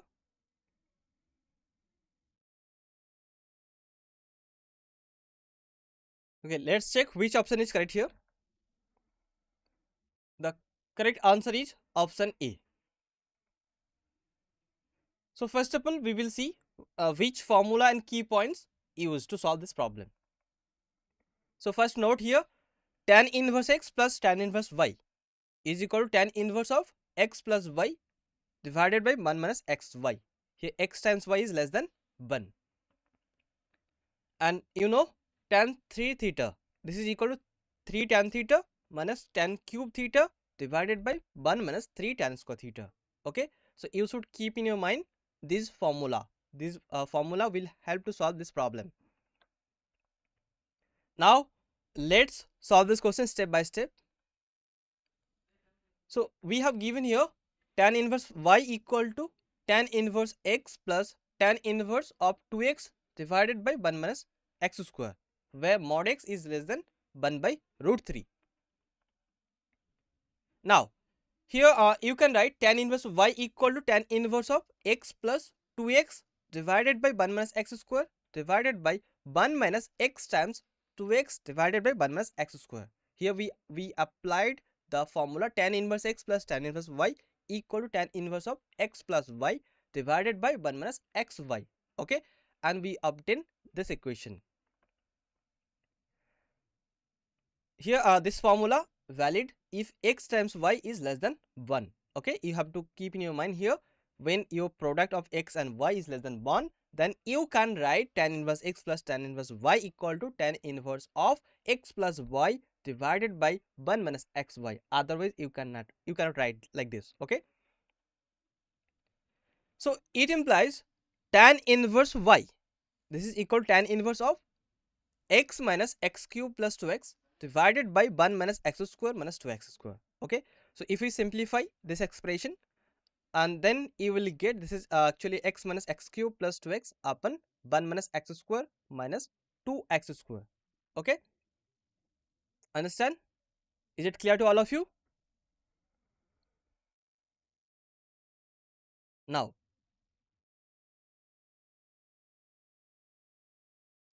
here are we have tan inverse of y, this is equal to tan inverse of 3x minus x cube divided by 1 minus 3x square. Okay, now it implies y equal to 3x minus x cube divided by 1 minus 3x square. So what is the value of y here? The value of y equal to 3x minus x cube by 1 minus 3x square. Okay, so now we will solve this problem by alternating method. Okay, so see here now, alternate method. So we have given here mod x is less than 1 by root 3. Okay, so now you can write this inequalities minus 1 by root 3 less than x less than 1 by root 3. Now here let x equal to tan theta. Okay, so if we let here x equal to tan theta, then it implies minus pi by 6 is less than tan inverse x less than pi by 6. Why? Because if you take x equal to tan theta, then tan theta lies between 1 minus 1 by root 3 to 1 by root 3. Then by taking in tan inverse, okay, you will get tan inverse of minus 1 by root 3 less than x less than tan inverse of 1 by root 3. And you know, tan inverse of minus 1 by root 3 is basically minus tan inverse of 1 by root 3. And you know, tan inverse of 1 by root 3 is basically pi by 6. Okay, so that's why here minus pi by 6 is less than tan inverse x less than pi by 6. Okay, and therefore tan inverse y, this is equal to theta plus tan inverse of tan 2 theta. Why? Because you know, tan inverse of 2x upon 1 minus x square. Okay, you can write 2x upon 1 minus x square as 2 tan theta divided by 1 minus tan square theta. And even know 2 tan theta divided by 1 minus tan square theta is tan of 2 theta. Okay, tan 2 theta is 2 tan theta divided by 1 minus tan square theta. So in place of 2x upon 1 minus x square, we can write here tan 2 theta. Okay, so tan inverse y equal to theta plus tan inverse of tan 2 theta. And here tan inverse y, this implies theta plus 2 theta equal to 3 theta. Okay, theta plus 2 theta equal to 3 theta, and it implies y equal to tan 3 theta, and it implies y equal to 3 tan theta minus tan cube theta divided by 1 minus 3 tan square theta. Okay, why? Because you know the formula for tan 3 theta. Tan 3 theta equal to 3 tan theta minus tan cube theta divided by 1 minus 3 tan square theta. Okay, so now if we now put the value of tan theta equal to x, then we will get y equal to 3x minus x cube divided by 1 minus 3x square. Okay, and this is our answer. So the value of y equal to 3x minus x cube divided by 1 minus 3x square. So I hope you will understand. Very simple question. Okay, so now moving to the next.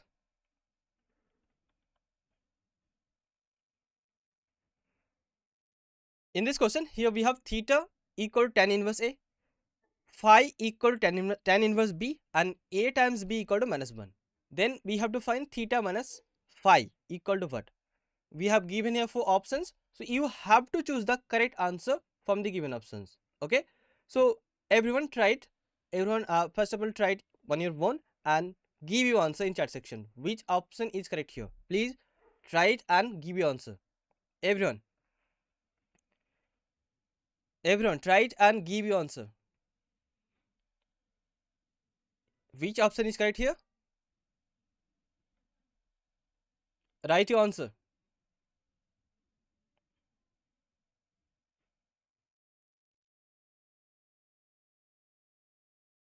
Everyone, give your answer.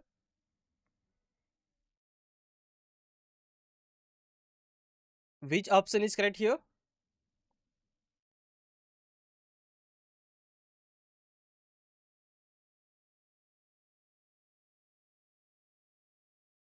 Are you trying to do it?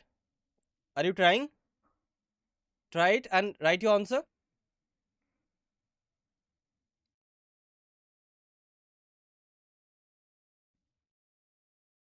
Okay, good. Okay, see which option is correct here. The correct answer is here option C. Okay, so everyone match with your answer and check how we obtain the option C. Okay, so first of all, see here formula and key points that we used to solve this problem. So first formula, that is tan of pi by 2 plus theta, this is equal to minus cot theta. Okay, and now let's solve this question step by step. So given that theta equal to tan inverse A, okay, and phi equal to tan inverse B, and A times B equal to minus 1. So therefore tan theta times tan phi equal to A times B equal to minus 1. Okay, and from here you will get tan theta, this is equal to minus cot phi, because tan theta times tan phi equal to minus 1, and from this equation you will get tan theta equal to minus 1 by tan phi, and you all know cot phi equal to 1 by tan phi. Okay, so we get here tan theta equal to minus cot phi. Now you all know the formula, tan of pi by 2 plus theta equal to minus cot theta. Okay, so minus cot phi, this can be written as tan of pi by 2 plus phi. Clear? So tan theta equal tan of pi by 2 plus phi. And here if we take both side tan inverse, then you will get theta equal to pi by 2 plus phi, and then theta minus phi equal to pi by 2. Okay, so theta minus phi is equal to pi by 2. Okay, and the correct answer is here option C. So I hope you will understand and it's clear to all of you. Okay, now moving to the next. In this question, we have given the function f of x is equal to modulus of 3 tan inverse x minus cos inverse of 0 minus cos inverse of minus 1. Okay, and we have to find the range of this function. So what is the range of this function and which option is correct here? Everyone try it by yourself first. Okay, and give your answer which option is correct.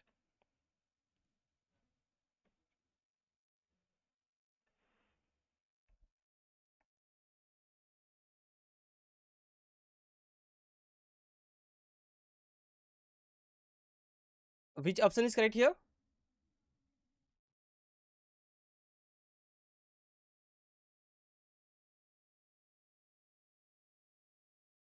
Which option is correct here? Please write your answer in chat section.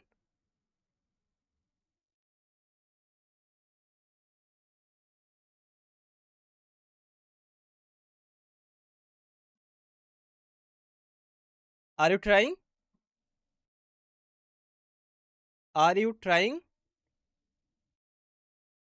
Please try and write your answer. Everyone.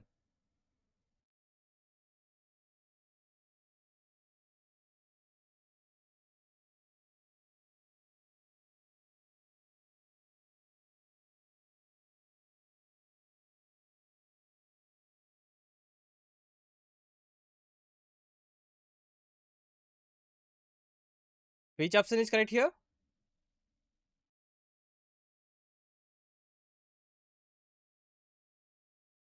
Very simple. Try it. You can do it. You have to find the range of the given function.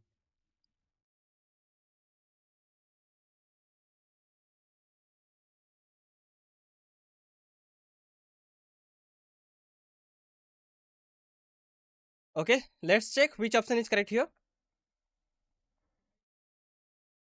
Correct answer is here option A. Okay, now see which formula and key points used to solve this problem. So first note here the range of tan inverse x.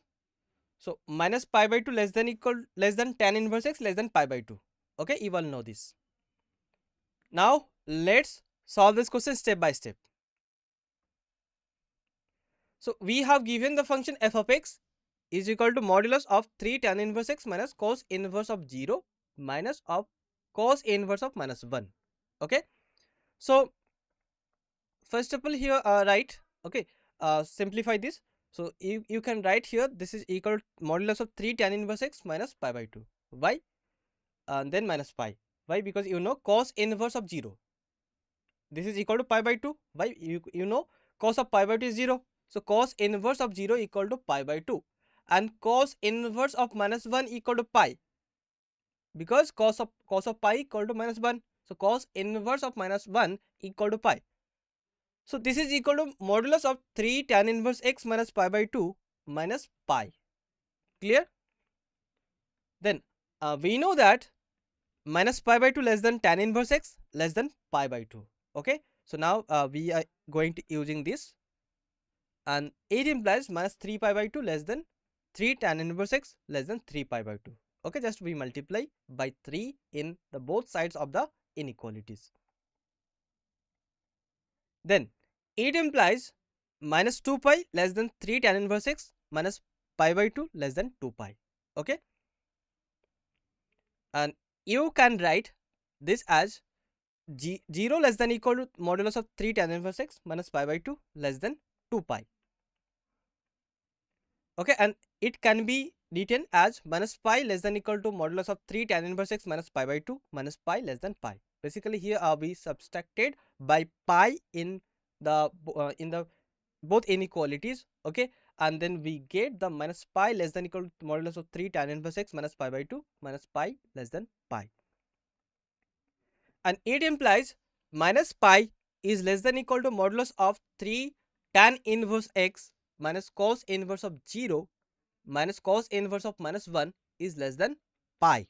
Okay, so the range of the function f of x is close 0 close minus pi to open pi. Okay, so the interval close minus pi to open pi is the range of the given function. Understand? Is it clear to all of you? Do you have any doubt? Do you have any doubt? Is it clear to all of you?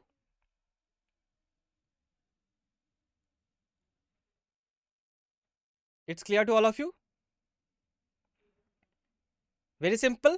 Okay, so we have solved this problem step by step. Okay, and I hope you will understand. So now moving to the next.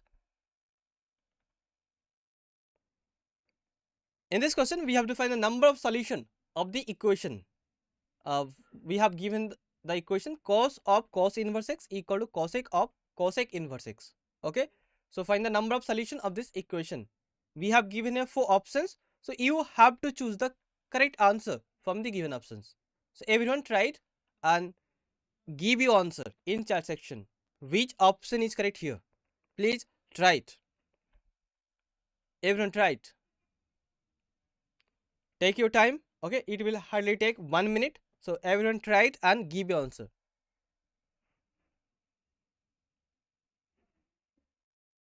Everyone give your answer. Which option is correct here?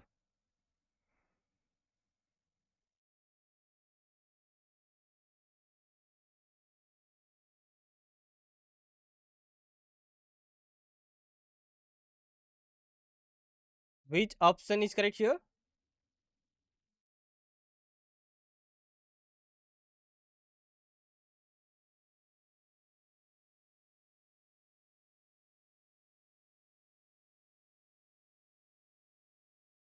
Are you trying? Which option is correct here?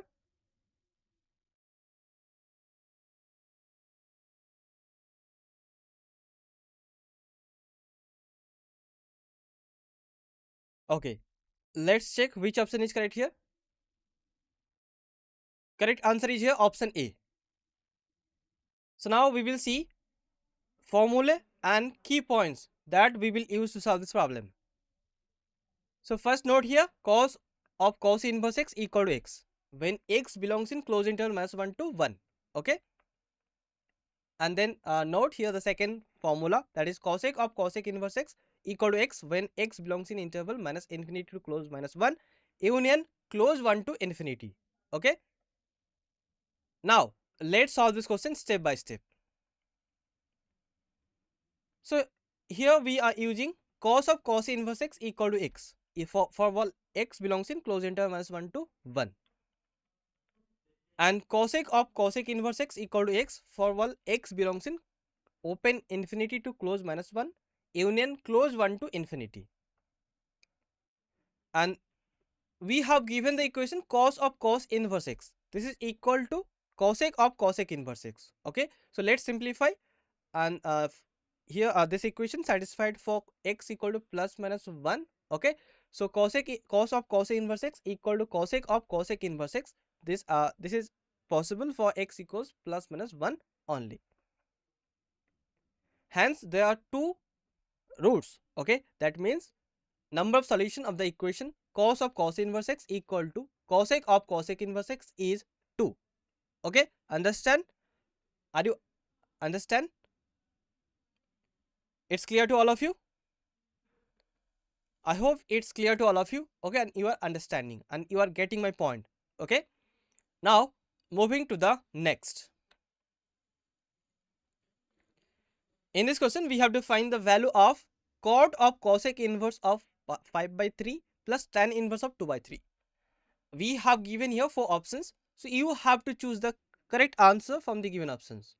Okay, so first of all, try it by yourself and give you answer in chat section. Everyone try it and give you answer. Everyone try it and give you answer. Which option is correct here? Very simple, you can do it. Okay, so do it and write your answer in chat section. Everyone,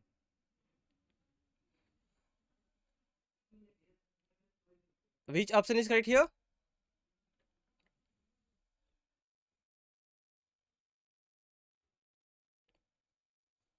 Write your answer. Which option?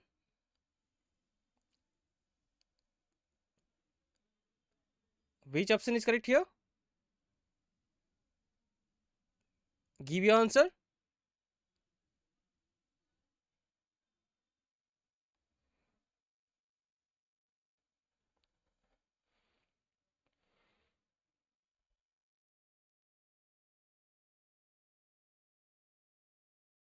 Take your time and try it. Okay, good. Okay, let's check the correct answer. The correct answer is option B. Okay, so everyone match with your answer. So correct answer is option B. Now see which formula and key points used to solve this problem.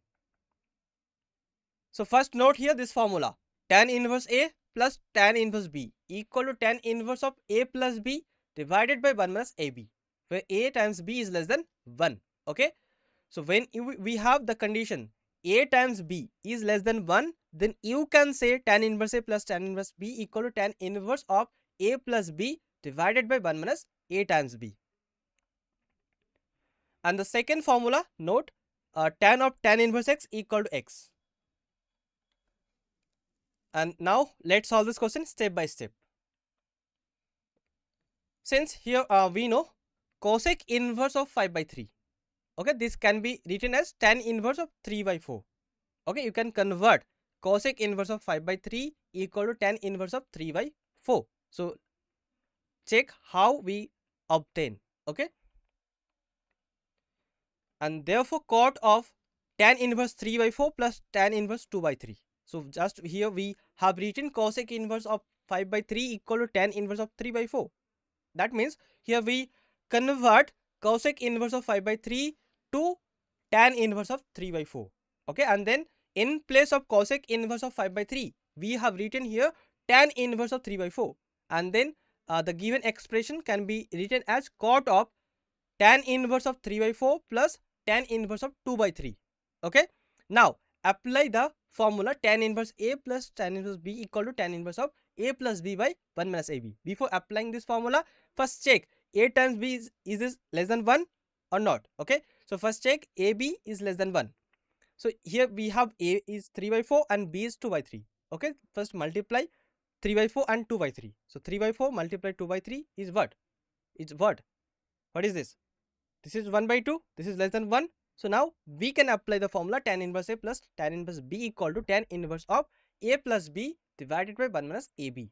Okay. So this is equal to cot of tan inverse of 3 by 4 plus 2 by 3 divided by 1 minus 1 by 2. Okay. Now let's simplify further. So this is equal to cot of tan inverse of 17 by 12 divided by 1 by 2. Okay. Let's simplify and we get here cot of tan inverse of 17 by 6. Okay, and you can convert now tan inverse of 17 by 6 into cot inverse of 6 by 17. Okay, and then you will get cot inverse of 6 by 17 equal to 6 by 17. Okay, and this is our answer. So I hope you will understand how we obtain the answer 6 by 17. Is it clear to all of you? I hope you will understand. We have solved this problem step by step. Okay, and I hope you will understand all these steps. Very simple. Okay, so now moving to the next. In this question, here we have if tan of cos inverse x, this is equal to sine of cot inverse of 1 by 2, then we have to find the value of x. Okay, so here x is equal to what, that we have to find. We have given here four options, so you have to choose the correct answer from the given options. So first of all, try it by yourself. Okay, and give your answer which option is correct here. So everyone try it and give your answer. Everyone take your time and write your answer which option is correct.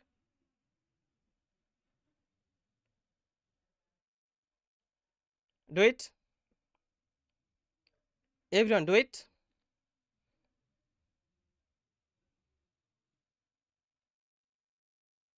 Everyone try it.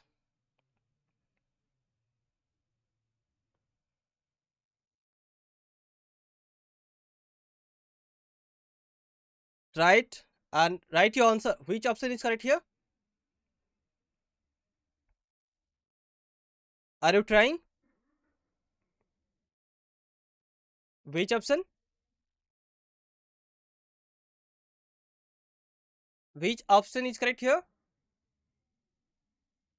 Write your answer. Everyone try it and write your answer.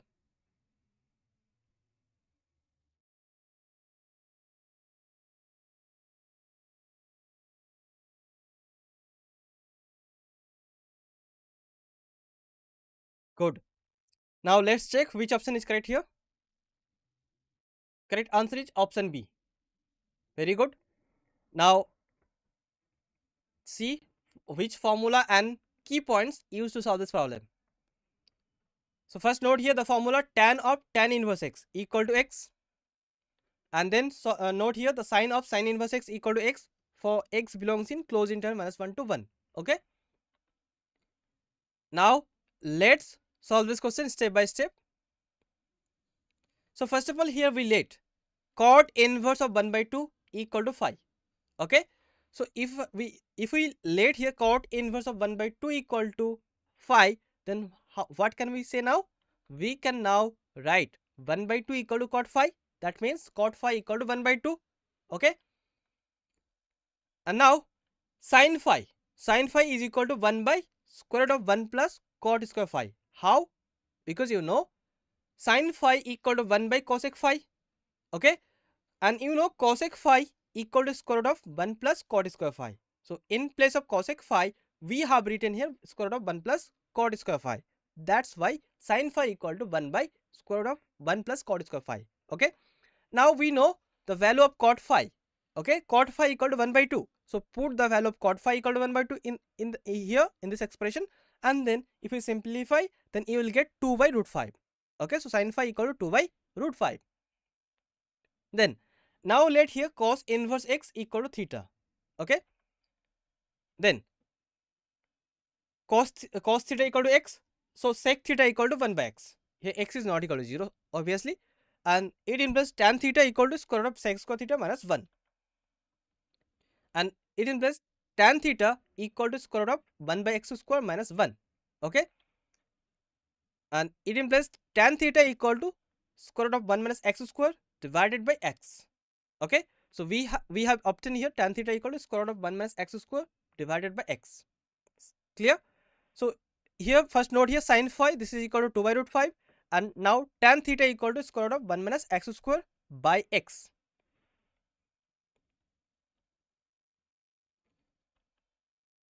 Now tan of cos inverse x, this is equal to sin of cot inverse of 1 by 2. Okay, now it implies tan of tan inverse of square root of 1 minus x square divided by x equal to sin of sin inverse of 2 root 5.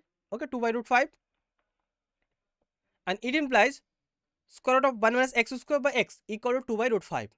Okay, because you know tan of tan inverse x equal to x and sin of sin inverse x equal to x when x belongs in closed interval minus 1 to 1. Okay, so it implies square root of 1 minus x square divided by x equal to 2 by root 5. Now let's solve this solve this equation. So it implies square root of 1 minus x square times 5 equal to 2x.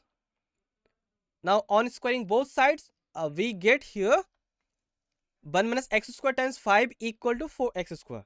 Okay, let's simplify now. So it implies 9x square equal to 5, and it implies x equal to plus and minus square root of 5 by 3. Okay, so x is equal to plus or minus root 5 by 3. So I hope you will understand. Okay, and it's clear to all of you. Now moving to the next. So before moving to the next, please wait a moment.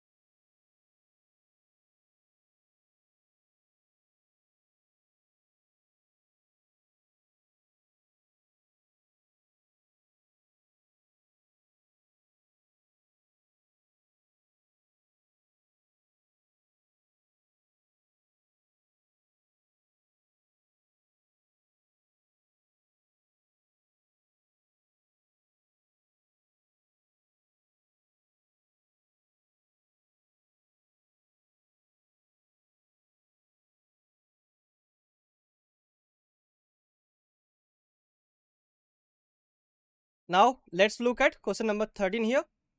So in this question here, first we have the equation cos inverse x plus cos inverse y equal to pi by 2, and tan inverse x minus tan inverse y equal to 0. Then we have to find the value of x square plus xy plus y square. Okay, that is x square plus xy plus y square is equal to what? That we have to find. Clear? So we have given here 4 options. So you have to choose the correct answer from the given options. So everyone try it by yourself first, okay, and give your answer. Which option is correct here? Everyone try it. Take your time and try it.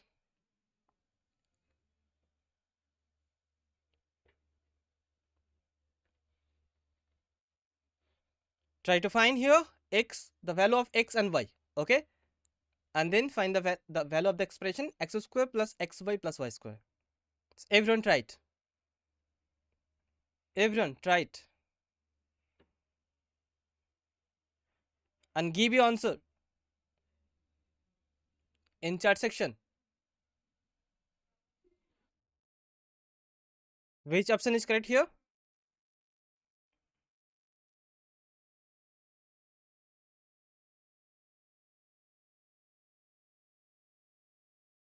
Which option is correct here? Write your answer.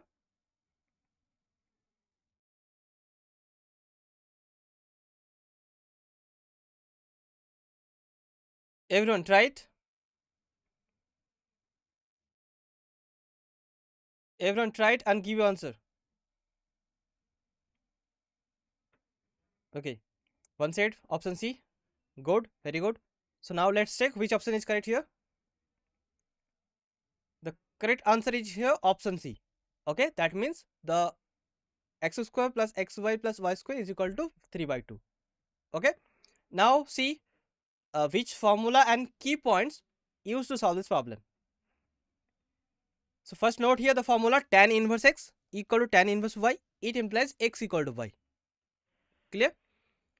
And now let's solve this problem. So since we have tan inverse x minus tan inverse y equal to 0. So from this equation, you can write tan inverse x equal to tan inverse y, and already we know tan inverse x equal to tan inverse y, it implies x equal to y. Okay. So from this equation, you can say x equal to y. Okay. Clear? Also we have the equation cos inverse x plus cos inverse y equal to pi by 2. Now, it implies 2 cos inverse x. This is equal to pi by 2. Why? Because you have x equal to y. So, cos inverse x plus cos inverse y is basically 2 cos inverse x, and this is equal to given pi by 2. So, 2 cos inverse x equal to pi by 2. And it implies cos inverse x equal to pi by 4.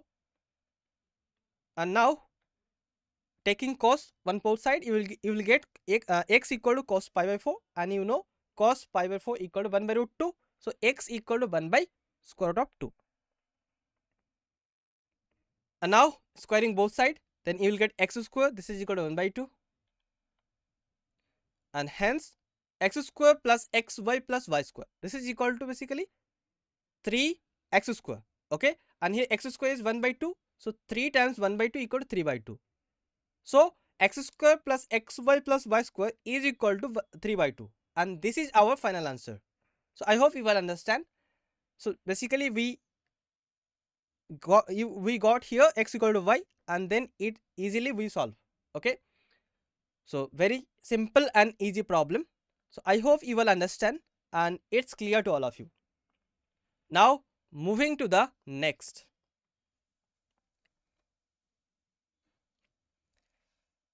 Let's look at this question. In this question we have sine inverse of x by 5 plus cosec inverse of 5 by 4 equal to pi by 2. Okay, and we have to find the value of x. So everyone try it by yourself first and write your answer in chat section. Which option is correct? We have given here 4 options, so you have to choose the correct answer from the given options. So everyone try it and write your answer. Everyone try it. Which option is correct here? You are doing well, okay, and you are giving your answer as correct answer. Everyone doing well, and I know you can do it. Okay, so quickly write your answer. Which option is correct here?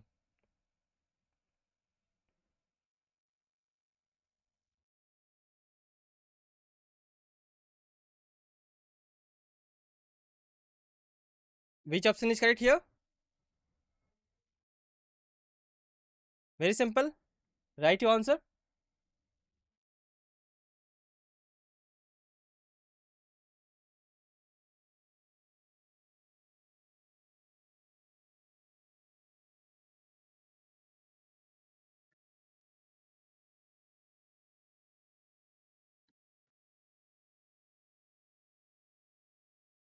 Okay, excellent. So let's check which option is correct here. Correct answer is option B. Okay. So you have to check your answer in which step you have done mistake. Okay. So see now formula and key points used to solve this problem. So first note here the key formula that is sine inverse of AB, A by B. This is equal to cosec inverse of B by A. Okay. Then note sine inverse x plus cos inverse x equal to pi by 2. And then you know all sine inverse x equal to cos inverse of square root of 1 minus x square. Okay. And you know cos inverse x equal to sine inverse of square root of 1 minus x square. So these formula and key points we will use to solve this problem. Okay. So you should keep in your mind this formula. These are very important formulae. Okay. And these formulae frequently used to solve problems. Okay. Many problems. So you have to keep in your mind these formulae. So now let's solve this problem step by step. Since we have sine inverse x by 5 plus cosec inverse of 5 by 4, this is equal to pi by 2. Okay. And now it implies sine inverse of x by 5 plus sine inverse of 4 by 5 equal to pi by 2. Why? Because you can write cosec inverse of 5 by 4 as sine inverse of 4 by 5. Because you know sine inverse of A by B equal to cosec inverse of B by A. Okay. So by applying this formula, we can write cosec inverse of 5 by 4 equal to sine inverse of 4 by 5. So ultimately we get here sine inverse of x by 5 plus sine inverse of 4 by 5 equal to pi by 2. Okay. Now it implies sine inverse of x by 5 equal to pi by 2 minus sine inverse of 4 by 5. Okay. Just we move this term into right side. Okay. And then we get sine inverse of x by 5 equal to pi by 2 minus sine inverse of 4 by 5. And you know all sine inverse x plus cos inverse x equal to pi by 2. Okay. From that formula you can write pi by 2 minus sine inverse of 4 by 5 equal to cos inverse of 4 by 5. Okay.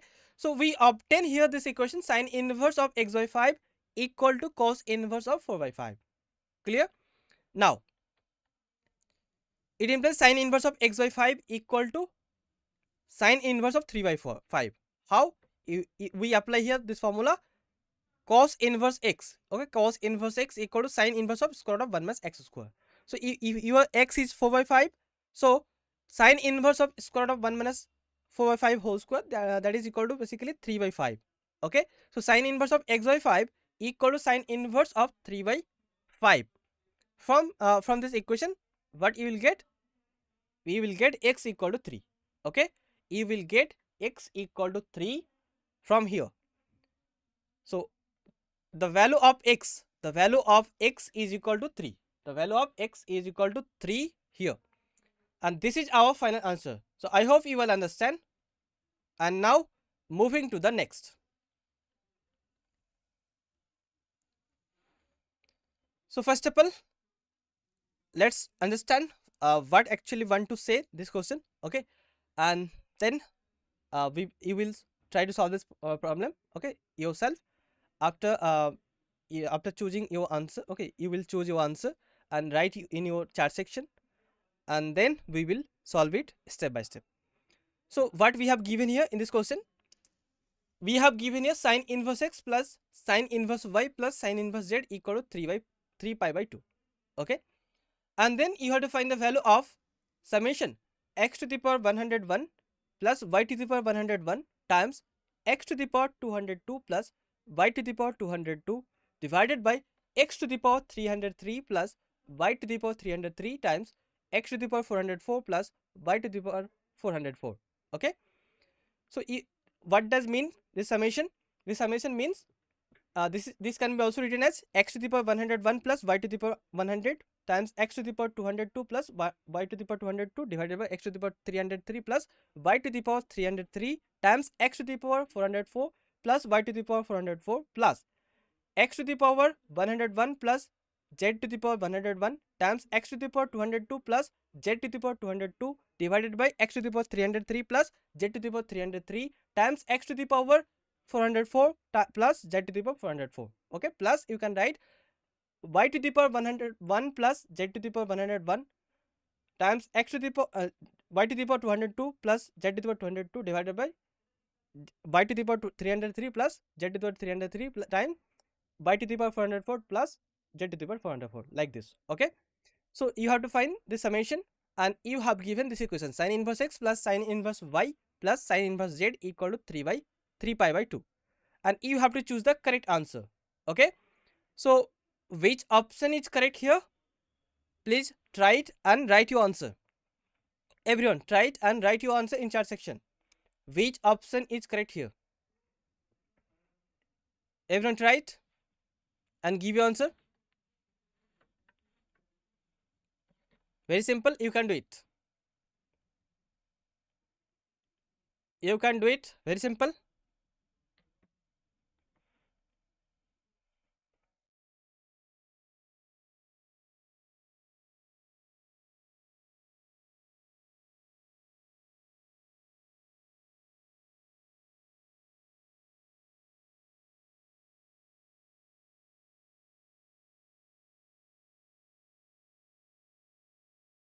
Excellent. One said option D. Okay, so let's check which option is correct here. Correct answer is here option D. Yes, your answer is correct. Now see which formula and key points used to solve this problem. So first you have to note this formula, minus pi by 2 less than equal to sin inverse x less than equal to pi by 2. Okay, that means the range of the sin inverse function is closed interval minus pi by 2 to pi by 2. Okay, you will know this. And now let's solve this question step by step. So we have given sin inverse x plus sin inverse y plus sin inverse z equal to 3 pi by 2. Okay, so from this equation what can we say about x, y and z? So what will be the value of x, y and z? How can you find? Can you find the value of x, y and z? We have given a sin inverse x plus sin inverse y plus sin inverse z equal to 3 pi by 2. So what will be the value of x, y and z? Everyone, right? What will be the value of x, y and z? What can you say about the value of x, y and z from this equation?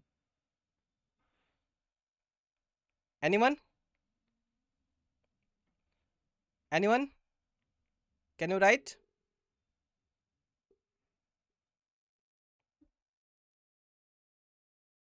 Good. X, y, z all are 1. How we obtain? Because from here you get sin inverse x equal to sin inverse y equal to sin inverse z. Okay, all are equal to pi by 2. Because you can check here pi by 2 plus pi by 2 plus pi by 2, that is 3 pi by 2. Okay, so sin inverse x equal to sin inverse y equal to sin inverse z equal to pi by 2. This value satisfied the given equation. Okay, now you have sin inverse x equal to pi by 2. From there you will get the value of x is 1, and sin inverse y equal to pi by 2. From there you will get the value of y equal to 1, and sin inverse z equal to pi by 2. That from there you will get the value of z equal to 1. So x equal to y equal to z equal to 1. Clear? So it implies x equal to y equal to z equal to 1. So we obtain here the values of x, y and z all are equal to 1. Okay, now just we have to find the summation of this expression. So therefore summation x to the power 101 plus y to the power 101 times x to the power 202 plus y to the power 202 divided by x to the power 303 plus y to the power 303 times x to the power 404 plus y to the power 404. Okay, so here basically summation for x, y and z. Okay, so here basically summation for x, y and z. Okay, so here all the values of x, y and z are equal to 1, so you will get in numerator 1 plus 1 times 1 plus 1, that is 2 times 2, and denominator you will get also 1 plus 1 times 2 1 plus 1. Okay, that is also uh, 2 times 2 is 4. Okay, so here numerator and denominator will be cancelled to each other, just you will get summation 1, and here summation 1 means 3, because 1 plus 1 plus 1, this is equal to 3. Clear? So the value of the summation of x to the power 101 plus y to the power 101 times x to the power 202 plus y to the power 202 divided by x to the power 303 plus y to the power 303 times x to the power 404 plus y to the power 404 is equal to 3. Okay, and this is our final answer. So I hope you will understand. Okay, and it's very simple question and it's clear to all of you. So now moving to the next. In this question, we have to find the root of the equation tan inverse of x minus 1 divided by x plus 1 plus tan inverse of 2x minus 1 divided by 2x plus 1 equal to tan inverse of 23 by 36. Okay, so how many root you will get of the equation tan inverse of x minus 1 by x plus 1 plus tan inverse of 2x minus 1 by 2x plus 1 equal to tan inverse of 23 by 36. Okay, and what will be the root of this equation? Everyone write in chat section. Okay, so try it by yourself which option is correct here, that means which option we have the root of the given equation. Okay, so try it and give your answer. Everyone try it and give your answer, which option is correct here.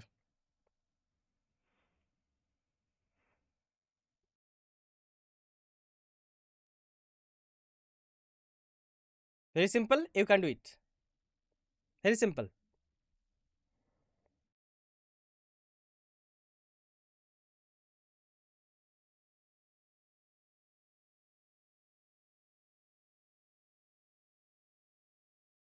Try to use the formula tan inverse x plus tan inverse y equal to tan inverse of x plus y divided by x 1 minus xy when x times y is less than 1. Okay, try to use this formula and do it. Everyone do it and give your answer which option is correct. Everyone try it.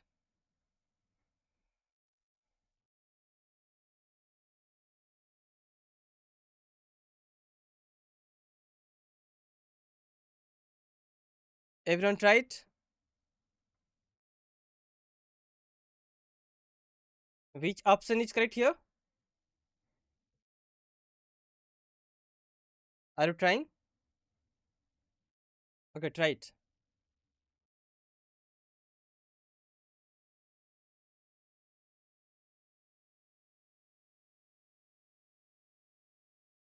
Which option?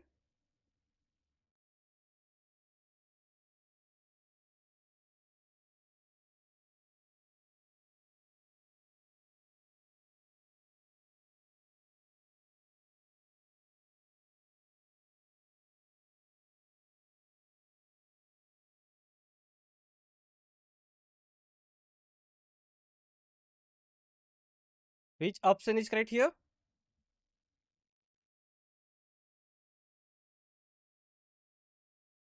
Very simple question. Just you have to calculate using the formula of tan inverse x plus tan inverse y.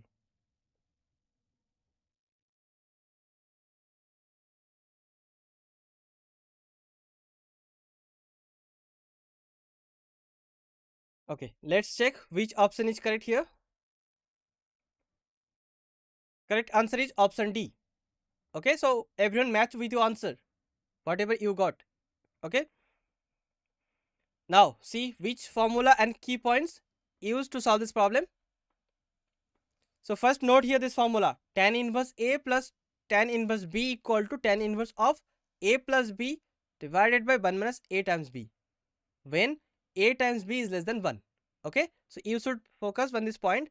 When the multiplication or product of A and B is less than 1, then you can apply this formula. Okay, so note this. Then now let's solve this problem step by step. So by applying this formula, you can write tan inverse of x minus 1 upon x plus 1 plus tan inverse of 2x minus 1 divided by 2x plus 1 as tan inverse of x minus 1 by x plus 1 plus 2x minus 1 by 2x plus 1 divided by 1 minus x minus 1 by x plus 1 times 2x minus 1 by 2x plus 1. This is equal to tan inverse of 23 by 36. Okay. Now let's simplify. So after simplifying, you will get this expression as 2x square minus 1 divided by 3x. Okay. So let's try to simplify this. Okay, everyone try it. Okay, and try to simplify, and if you simplify this, and then you will get this expression, this big expression as 2x square minus 1 divided by 3x. Okay, and this is equal to 23 by 36, and it implies 24x square minus 12 minus 23x equal to 0. How? Here, first of all, we do cross multiplication. Okay, and then by rearranging, we get 24x square minus 12x minus 12 minus 23x equal to 0. Now, by solving this equation, this is our quadratic equation, so you can easily solve it. So if you solve it, this equation, then you will get the value of x, two values. Okay, one is 4 by 3, other is minus 3 by 8. Now you have to check which value of x satisfied the given equation. Okay, so if you take x equals minus 3 by 8, then you can check the product of x minus 1 by x plus 1 times 2x minus 1 by 2x plus 1 at x equals minus 3 by 8. Then the product of this is not less than 1. Okay, so you will not can take x equal x equal to minus 3 by 8. Just you can take here x equal to 4 by 3. So but here x cannot be negative, so x equal to 4 by 3. Okay, so our final answer is 4 by 3. So the root of the equation tan inverse of x minus 1 by x plus 1 plus tan inverse of 2x minus 1 by 2x plus 1 equal to tan inverse of 23 by 36 is 4 by 3. Clear? Understand? Do you have any doubt? Is it clear to all of you? If it's clear, then please write in chat section. Yes, it's clear.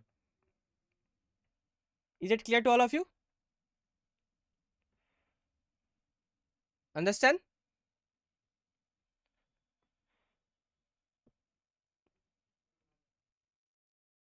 Do you have any doubt?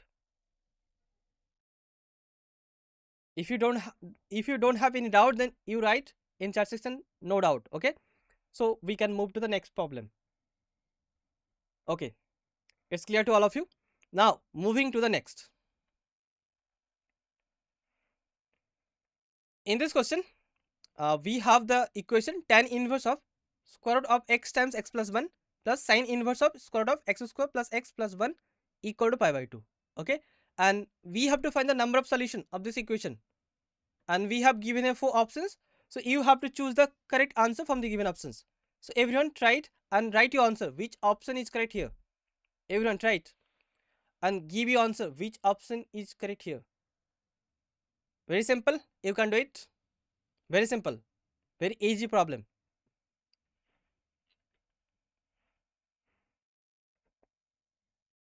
Everyone do it.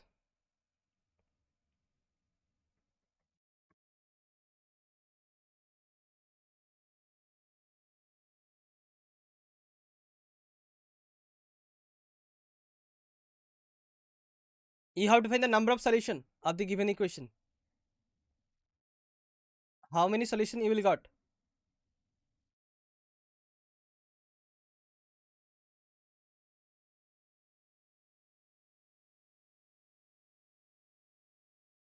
Are you trying?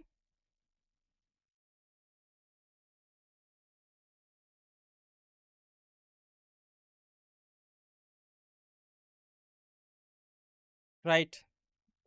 Everyone try it and give your answer.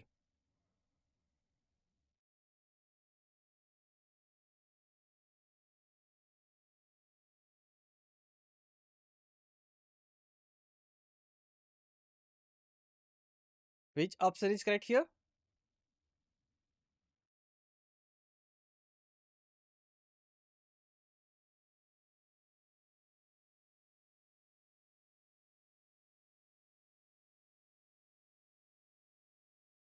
I hope you got your answer. So now let's check which option is correct here. Correct answer is option C. Okay. So the number of solution of the given equation is 2. Now see which formula and key points used to solve this problem. So for tan inverse y can take any real value. Okay. So the expression tan inverse of square root of x times x plus 1 requires that square root of x times x plus 1 is defined and real.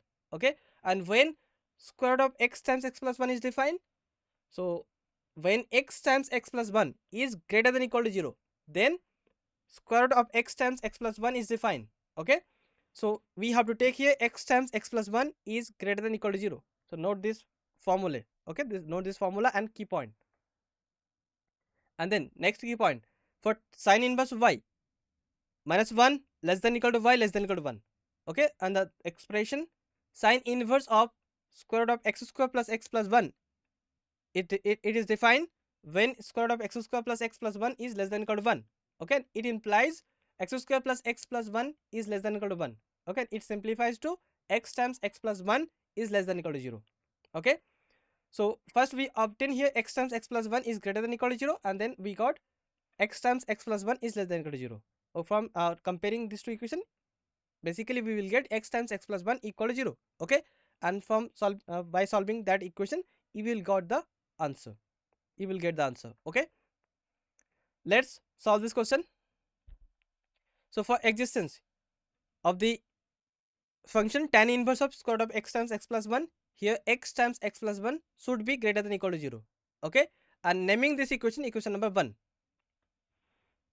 And for existence of sine inverse of square root of x square plus x plus 1, here x square plus x plus 1 should be less than equal to 1, and it simplifies to x times x plus 1 is less than equal to 0. Okay. So it simplifies x square plus x is less than equal to 0, and it implies x times x plus 1 is less than equal to 0, and naming this equation number 2. Okay. Now from equation 1 and 2, we get here x times x plus 1 equal to 0. Okay.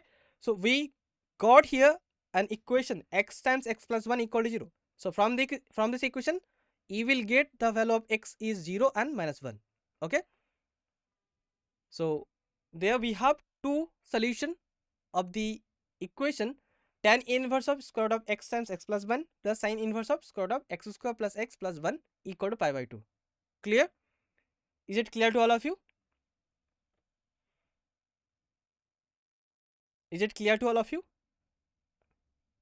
Do you have any doubt? Very simple. Very simple, and I hope you will understand. Okay. So now moving to the next.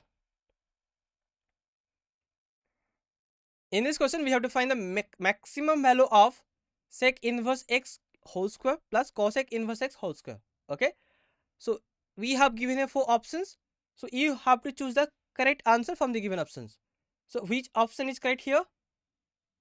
Everyone try it. Okay. And give your answer. Everyone try it. Everyone try it and give your answer. Which option is correct here? You have to find the maximum value, okay, of the given expression. Very simple. Do it and give your answer.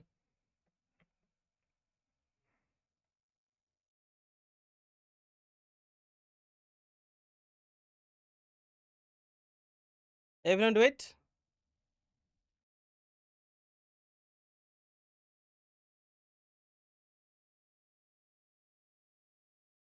Are you trying?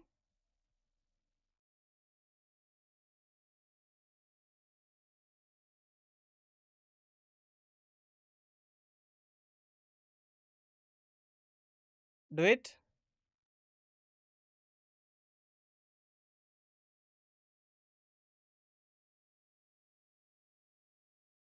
Okay, excellent. One said option B. Okay, so check which option is correct here. The correct answer is option B. Very good. Okay, good and very good. Excellent. Now check which formula and key points used to solve this problem. So first note here, sec inverse x plus cosec inverse x equal to pi by 2. Okay, so we will use this formula to solve this problem also. And now let's solve this question step by step. So first of all, we let here I equal to the expression sec inverse x whole square plus cosec inverse of x whole square. Okay, and we have to find the maximum value of this expression. Now you can write this expression as sec inverse x plus cosec inverse x whole square minus 2 times sec inverse x times cosec inverse x. How? Because you all know the formula of a plus b whole square. Okay, a plus b whole square is a square plus 2ab plus b square. Okay, and you can write a square plus b square as a plus b whole square minus 2ab. So basically we use this formula and we write the given expression sec inverse x whole square plus cosec inverse x whole square as sec inverse x plus cosec inverse whole square minus 2 sec inverse x into cosec inverse x. Okay, since we know sec inverse x plus cosec inverse x is pi by 2, so we put these values. Okay, this value, and we get pi square by 4 minus 2 sec inverse x times pi by 2 minus sec inverse x. Okay, now this is equal to pi square by 4 plus 2 times sec inverse x whole square minus pi by 2 times sec inverse x. Okay, plus pi square by 16 minus pi square by 16. Here we add and subtract pi square by 16. And then this is equal to pi square by 8 plus 2 times sec inverse x minus pi by 4 whole square. And you know the maximum value of sec inverse x is pi, because the range of the function sec inverse x is 0 to pi. Okay, so range of the function sec inverse x 0 to pi, so maximum value of sec inverse x can be at 10 pi. So we have taken here the value of sec inverse x as pi, and then we get pi minus pi by 4 whole square, that is 9 pi square by 16. Okay, so I maximum, this is your pi square by 8 plus 2 times 9 pi square by 16, and by simplifying this you will get 5 pi square by 4. Okay, and this is our final answer. So I hope you will understand, and you will understand how we solve this problem. Okay, and it's clear to all of you. Now moving to the next. In this question, we have the trigonometric equation sin inverse x equal to 2 sin inverse a. Okay, and we have to check this equation has a solution for which value of a. We have given here 4 options, so you have to check the correct answer from the given options. So first of all, try it by yourself and give your answer which option is correct here. Everyone try it and give your answer. Try it and give your answer.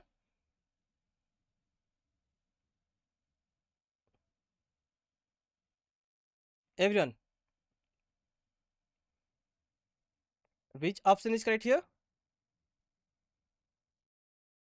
Are you trying?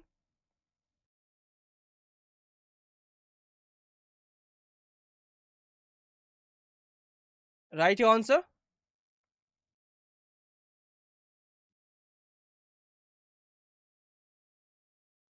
Write your answer. Which option is correct here? Please write your answer. Very simple question. Okay,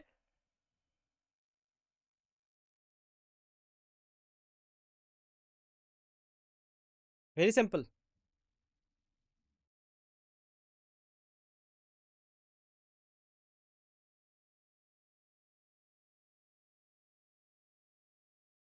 Right?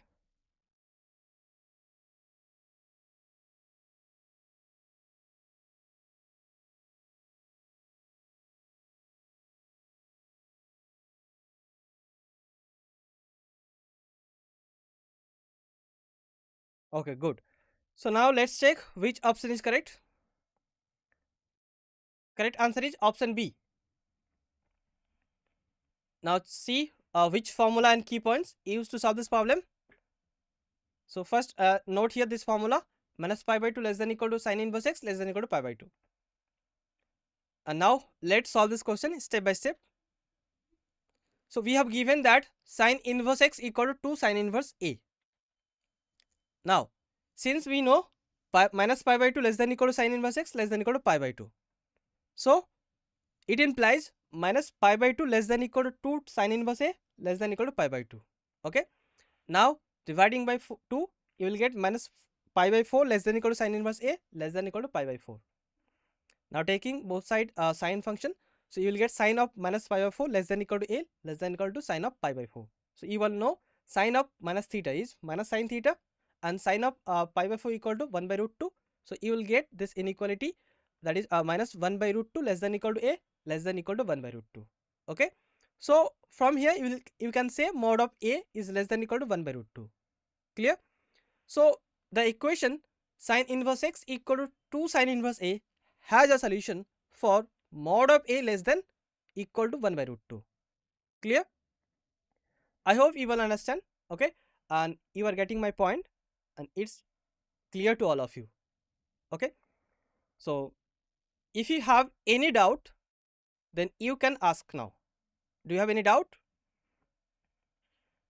If you don't have any doubt, then you can write in chat section no doubt. If you have any doubt, then please ask.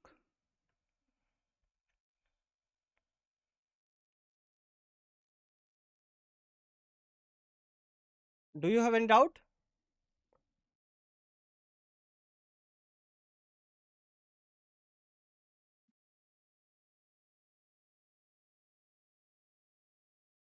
Anyone? Do you have any doubt?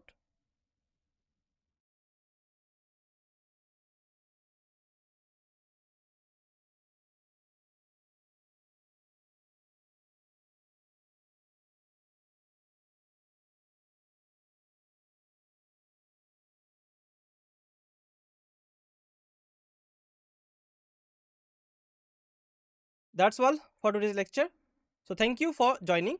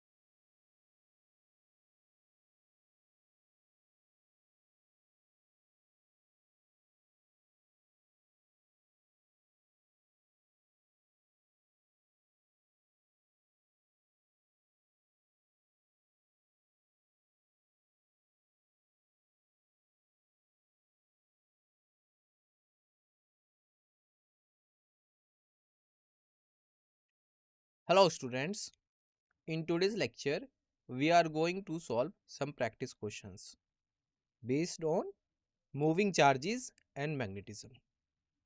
Alright,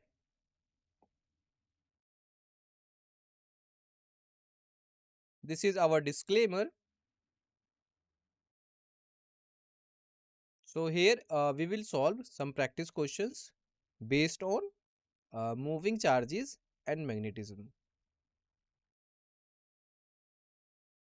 So our first question, a loosely bound helix made of stiff metal wire is mounted vertically with the lower and just touching the mercury in a disc. Okay, when the current from a battery is started in the metal wire through the mercury, then the spring is what? So given options, option A, the wire oscillates. Option B, the wire continues making contact. Option C, the wire breaks contact just as current is passed. And option D, the mercury will expand by heating due to passes of current. Okay, so here what will be the change? Think about it and try to solve this question. You have some time. Okay, everyone, please solve.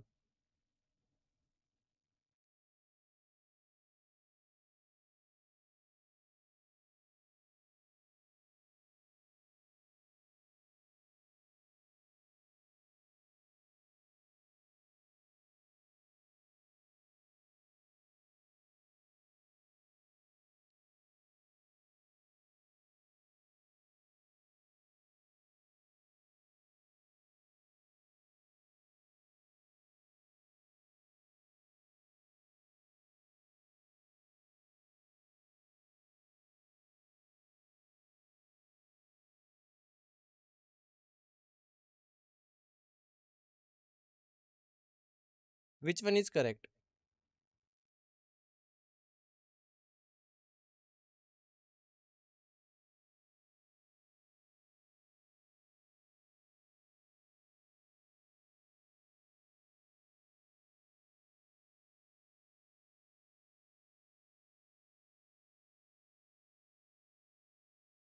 Let's see the solution. So the correct option will be option A. The wire oscillates. Okay. So wire oscillates how? So look at here at the diagram. The current flowing through the helix creates a magnetic field, causing the individual coil to attract each other. Okay. So when a current passing through the coil will attract, or we can say compressed towards each other. Okay. So here this attractive force, when electric current flows through a helix, it generates a magnetic field around each coil. Okay.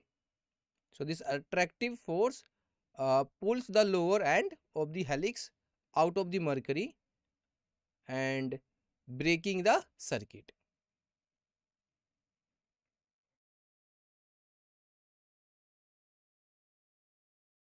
So we can say, however, once the circuit is broken, the magnetic field diminishes and the helix falls back into the mercury, completing the circuit again. In simple terms, we can say the force acts on the helix, causing it to move away from the mercury, which interrupts the electrical connection. And this action stops the flow of electricity, effectively turning off the circuit. Okay, and this process, this continuous cycle of making and breaking contact with the mercury causes the spring to move up and down rapidly. Okay, and producing an audible tick tick. Okay, so we can say here mercury, the wire oscillates. Okay, everyone.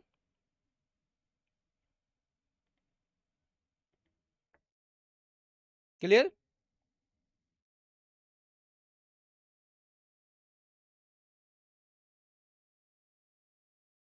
Next question. A current I flows through a closed loop as shown in the figure. So here we have a closed loop. Okay, this one. The magnetic field induction at the center O is what? So students, in this question, you have to find out the magnetic field induction at the center O. Okay, so please try to solve this question. So when we analyze this figure, so there is a more than two segments. Yes or no? First segment we can say PO, name as R. Second segment we can say OS, PO, OS. Third segment, the this curve PQS, and fourth segment PS. Okay, so here you have to find out the magnetic field uh, at the center due to all segments. Okay, then we add them, so we will get the final answer. So this is the technique to solve this question. Okay, so please solve this question. Given options: option A, mu naught I divided by 4 pi r into theta. Option B, mu naught I divided by 4 pi r into theta plus sin theta. Option C, mu naught I divided by 4 pi r into pi minus theta plus sin theta. And option D, mu naught I 2 pi r into pi minus theta plus tan theta. Okay, so which one is correct? Please solve this question, everyone. You have some time. And tell me the answer. Yes, Varsha, Karthik, VK, which one is correct? Please solve.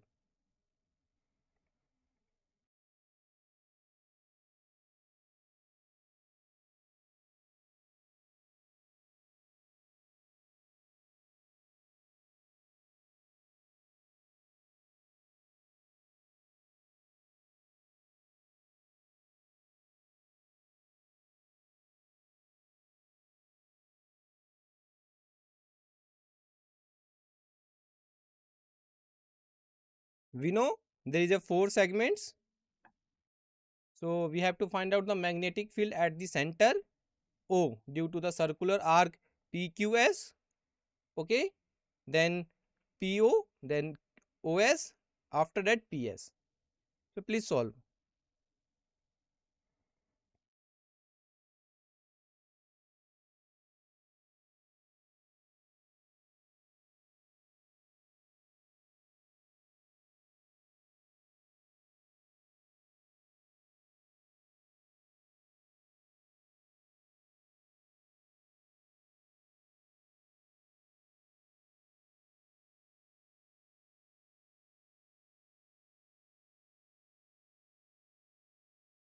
Which one is correct? A, D. Okay. Anyone?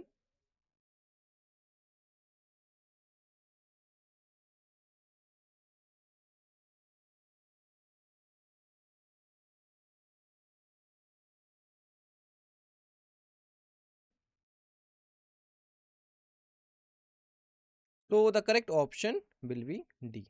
Mu naught I upon 2 pi r into pi minus theta plus tan theta. Okay, everyone. So now we will see the solution. So this is the given diagram in the question. So we know there is a four segments. First arc PQS, then PO, then SO, and then PS. Okay. So we will solve this question in 4 steps. Then we will add all these steps. Okay, everyone. So first here we need to find out the magnetic field at the center of this closed loop. Okay. So firstly we will calculate the magnetic field due to the circular arc.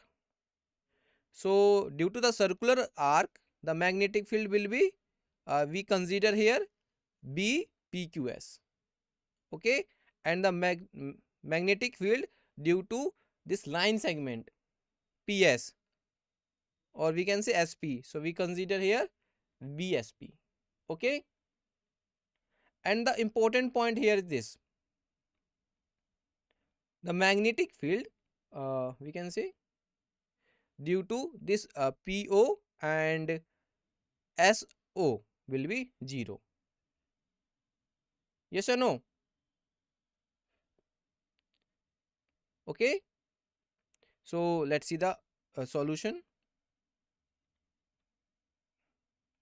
So if we talk about the magnetic field due to the arc PQS, so we can say the current flowing here in clockwise direction. Yes or no? So the formula to calculate a magnetic field at the center O, we know that is uh, B is equal to mu naught I upon 4 pi r into phi, or we can say theta. B is equal to mu naught I upon 4 pi r into theta. Here theta is the angle subtended by the arc measured in radians. Okay, so it will be what we can say B magnetic field due to arc PQS. So it will be B into uh, B B O equal to mu naught upon 4 pi into I upon R into 2 pi minus 2 theta. Okay, so overall is 2 pi. So 2 pi minus 2 theta, the remaining angle will be this one. Oh, this angle POS. Okay, clear?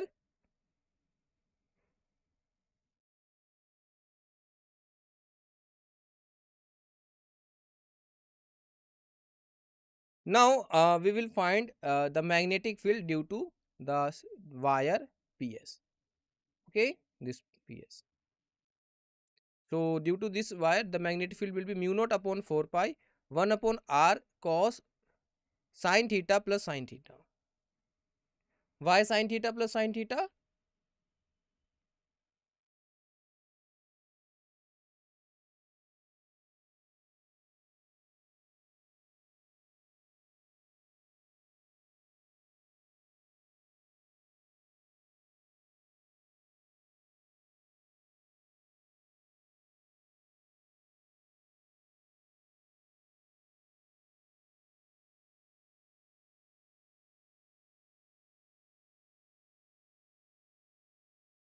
So the formula is this one. So we know the formula, the magnetic field due to the straight wire, that is B equal to mu naught upon 4 pi R into sine alpha plus sine beta. So in our case, the both angle sine alpha and sine beta will be equal. Okay, because here R is the we can say like a perpendicular distance to the wire, and both theta uh, are the angles to the ends of the wire. Okay, so in this case the perpendicular distance uh, R is R cos theta. Okay, so just put the values and you will be get uh, total magnetic field at the center of the closed loop BO equal to mu naught I divided by 4 pi r into 2 pi minus 2 theta plus mu naught upon 4 pi into 1 upon r cos theta into sin theta plus sin theta. So when we rearranging this term and you solving this, so sin theta plus sin theta, it will be 2 cos 2 cos theta, no, 2 sin theta. Okay, So when we adding this and rearrange the terms, you will be get magnetic field at the center of the loop. It will be mu naught I upon 2 pi r into pi minus theta plus tan theta. Okay, so this is our correct answer. All right, everyone, clear? Any doubt? Varsha, VK.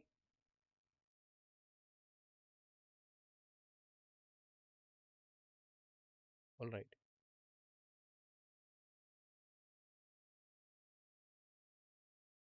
Next question.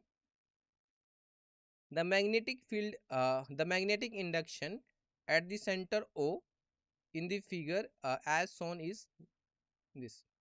So here you have to find out the magnetic induction at the center O. Okay. So given options. Option A, mu naught I upon 4 mu naught I upon 4 into 1 upon R1 minus 1 upon R2.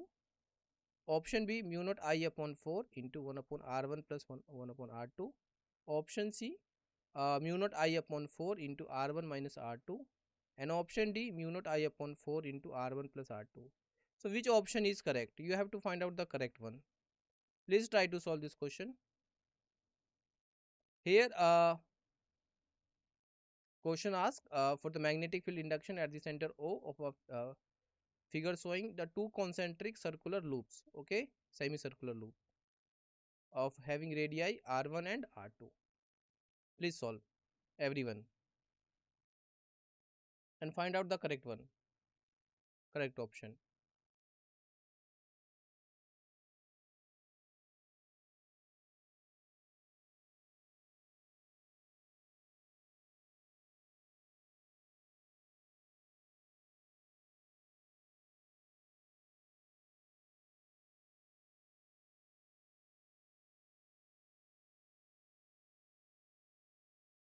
So here, to solve this question, you need to determine magnetic field contribution from each arc. Okay, due to this arc, due to this arc, and due to this arc, and due to this. So you have to find out the due to each arc and each segment. All right, please solve, everyone.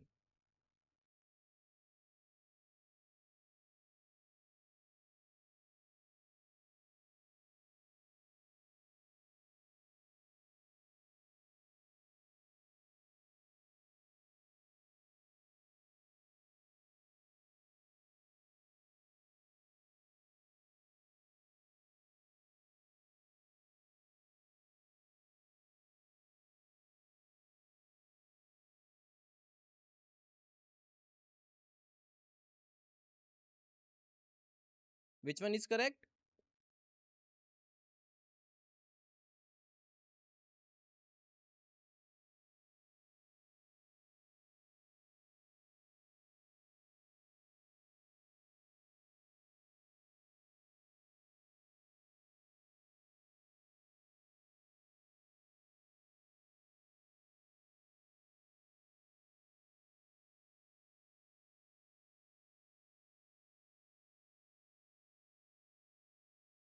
A option. Good. Anyone? Very good. Rathod. Good. Varsha, VK, Karthik. Which one is correct?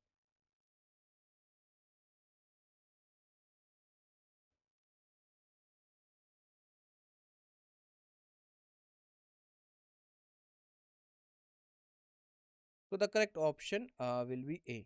All right. Let's see the solution. So uh, the magnetic field at point O due to the straight parts of the wire is 0. Why? Because according to Biot-Savart law, the magnetic field produced by a straight current carrying wire at a point along its axis is 0. Okay, that's why we say magnetic field due to straight parts of the wire at point O equal to 0.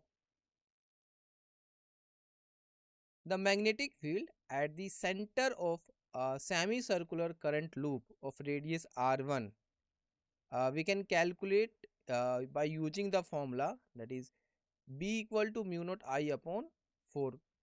So in our first case we will calculate for radius r1, semicircular loop having radius r1. So we can say B1 equal to mu naught I upon 2r1 into pi upon 2 pi. So just substitute the values, you will be get mu naught I upon 4r1. Okay. And if we talk about the direction, so we can say directed into the plane of the paper. So this results comes from the integrating the contributions of the current along the semicircular path, and it is half the field produced by a full circular loop at the same point. Okay. Next, the magnetic field B2 outside the plane of a semicircular loop of radius R2, we can calculate it, the formula, using the formula. So we can say B2 equal to mu naught I upon 4 R2, and this formula shows how the magnetic field strength depends on the current I and the radius R2 of the loop. Okay. So it applies when the point where the field is measured is outside the plane of the loop. And if we talk about the direction, so we can say the field direction can be determined using the right hand rule, or we can say screw rule. Okay. So in both loop the current will be opposite. So the net magnetic field B is the difference between two individual fields. So net field equal to B equal to B1 minus B2. Okay. So just put the value of B1 and B2 and subtract them. You will be get net field B. So it will be mu naught I upon 4 into multiply with 1 upon R1 minus 1 upon R2. Okay. So here we take the mu naught I upon 4 as a common factor. So you will be get this answer. Alright everyone. So A option will be correct. Next question. An electron moves in a circular orbit with a uniform speed v. It produces a magnetic field B at the center of the circle. The radius of the circle is proportional to what? So let's understand this question.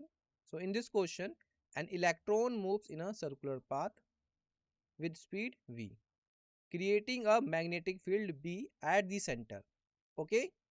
The question asks what the radius of the circle is proportional to.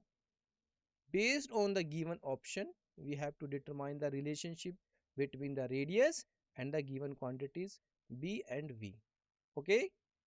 So given options, option A B by V, option B V by R, option C under root B by B, and option D B by V, under root B by V. So which option is correct? Please try to solve this question everyone and find out the correct option. Okay. You have some time. Please solve.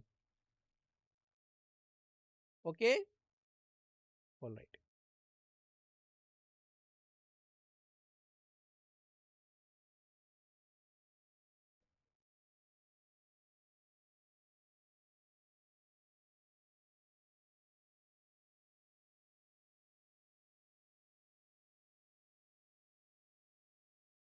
C option. Very good. Anyone? Yeah. Students, these problems helps you to build your problems solving skill. Okay. So please solve each question.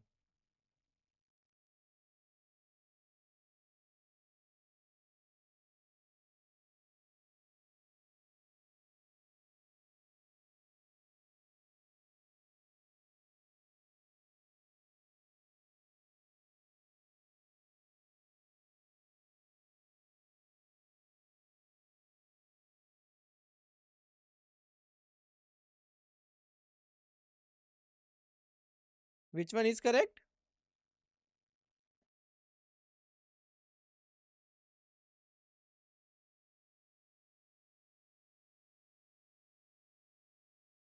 A,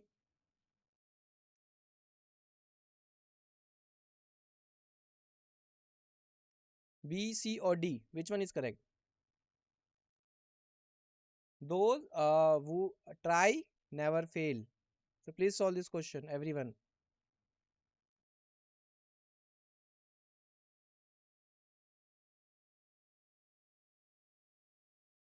Anyone?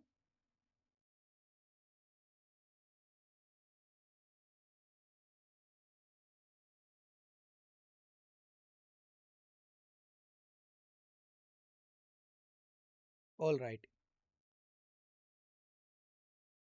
Let's see the correct option. So the correct option will be C, under root V by B. Okay. Let's see the solution. Now, so to solve this question, we will use the concept of equivalent current. Okay. So we know the formula of current, I equal to E upon T. Okay. And we know the value of T, that is 2 pi R upon V. Yes or no? So just put the value of T here. So you will be get E upon 2 pi R upon V. So V gets in upper side. So it will be I equal to EV upon 2 pi R. Okay. And this formula represents the current produced by a moving charge in a circular path. So the current is calculated by dividing the charge E multiplied by the velocity V by twice pi into R. Okay. This equation shows the magnetic field B around the current carrying wire. So the equation is this one. B is equal to mu naught I upon 2R. Okay. So the first form is this one, that relates the field to current I and distance R. And the second term, second one here, this one, from breaks it down using charge E, velocity V, and radius R, showing how moving charges create a magnetic field. So the final expression, when we rearranging the terms, you will be get B equal to mu naught EV upon 4 pi R square. Okay. So connect magnetic field to fundamental properties of moving charges.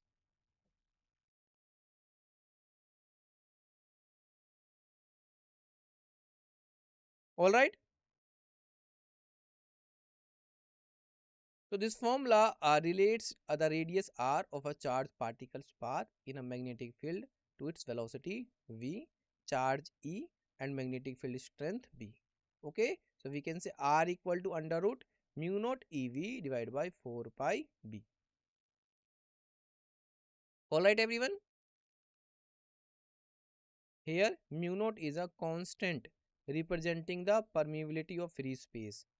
E and pi are mathematical constants, and we know the value of E 2.7 approx and pi 3.14. All right.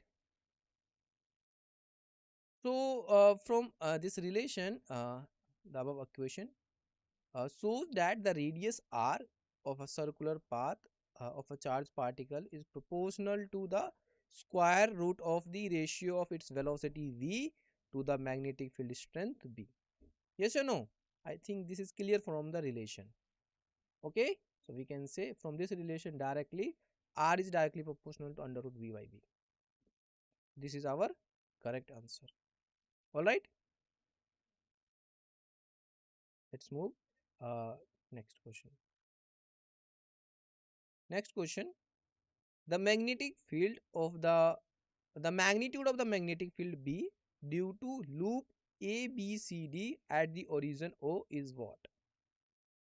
So the question asks for the magnitude of magnetic field at the origin caused by a current carrying rectangular loop ABCD.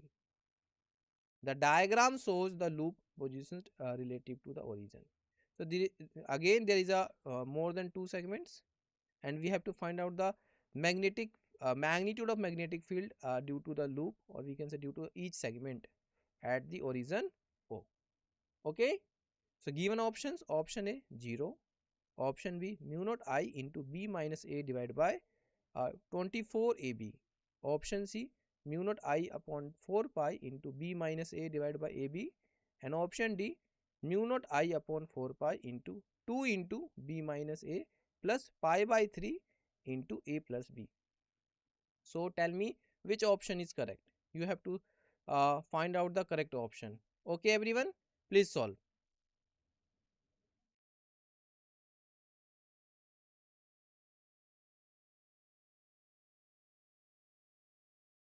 Yes, please solve.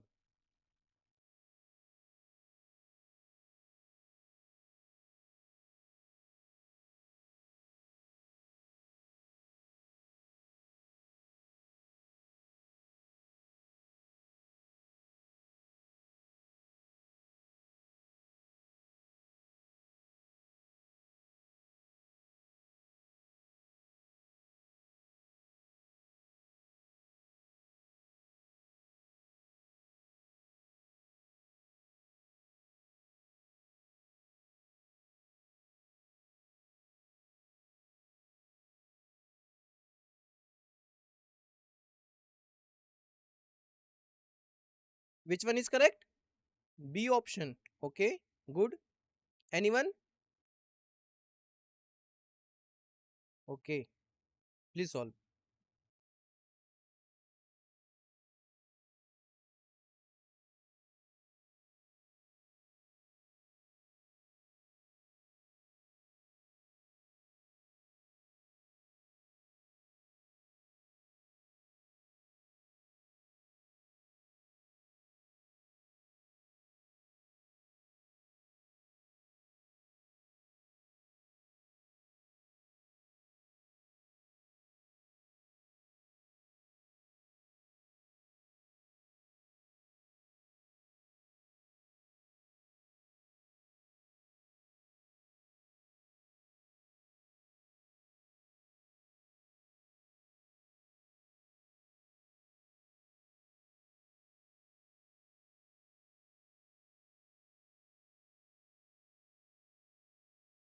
So let's see the correct option. So correct option will be option B.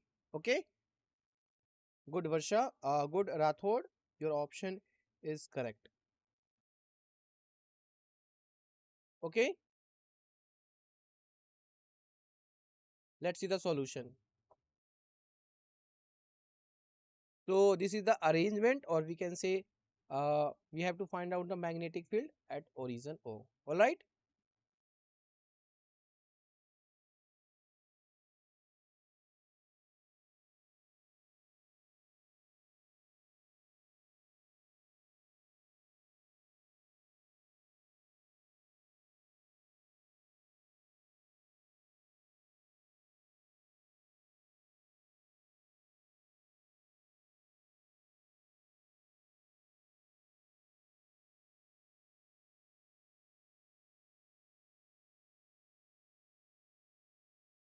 All right. So the net magnetic field at the point O, according to question, due to the current carrying loop ABCD, is determined by the vector sum of magnetic fields produced by each segment of the loop. Okay. So the equation, look at here, B equal to BAB plus BBC plus BCD plus BDA. This equation shows the magnetic field, sum of the magnetic fields due to each segment, due to AB, due to BC, due to CD plus due to DA. Okay. So the magnetic field due to AB,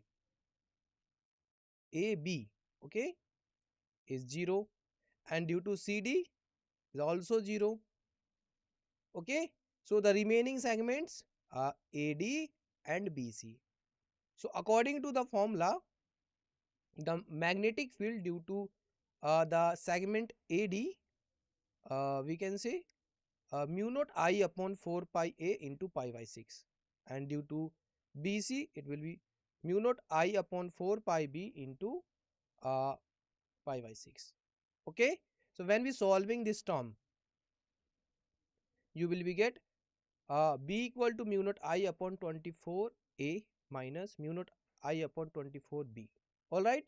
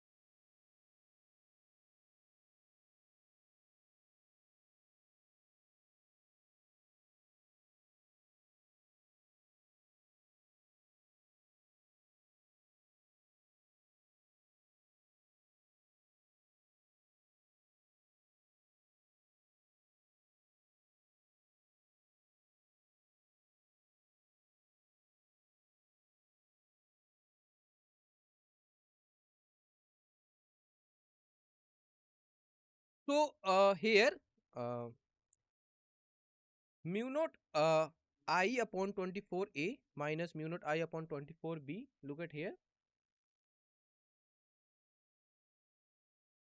Here. So mu naught I upon 24 uh, is the common. Okay. So when we solve this expression, you will be get mu naught I upon 24 AB into B minus A. Okay. So this is our correct answer. All right, everyone. Clear? Rathod, Varsha, VK. Clear? Yes or no? Everyone, please answer. This is formula based question. Yes or no?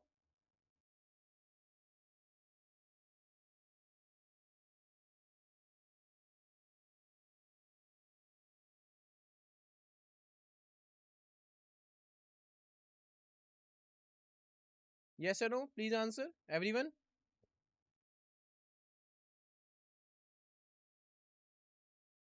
All right. Next question. A current I flows in an infinitely long wire with cross section in the form of a semicircular ring of radius capital R. The magnitude of magnetic induction along its axis is what? So, question asks for the magnetic magnitude of the magnetic induction along the axis of this wire. All right. So, the given options: option A, mu naught I upon 2 pi square R; option B, mu naught I upon 2 pi R; option C, mu naught I upon 4 pi R; and option D, mu naught I upon pi square into R. So, which option is correct? You have to find out the correct option. Okay, please solve this question. You have some time. Please solve, everyone, and find out the correct one.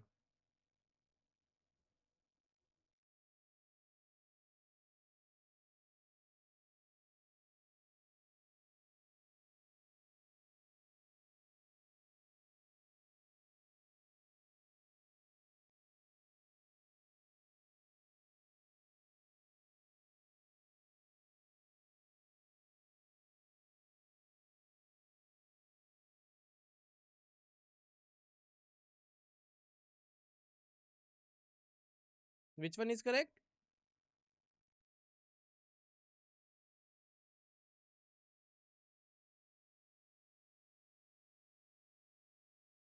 Okay, anyone?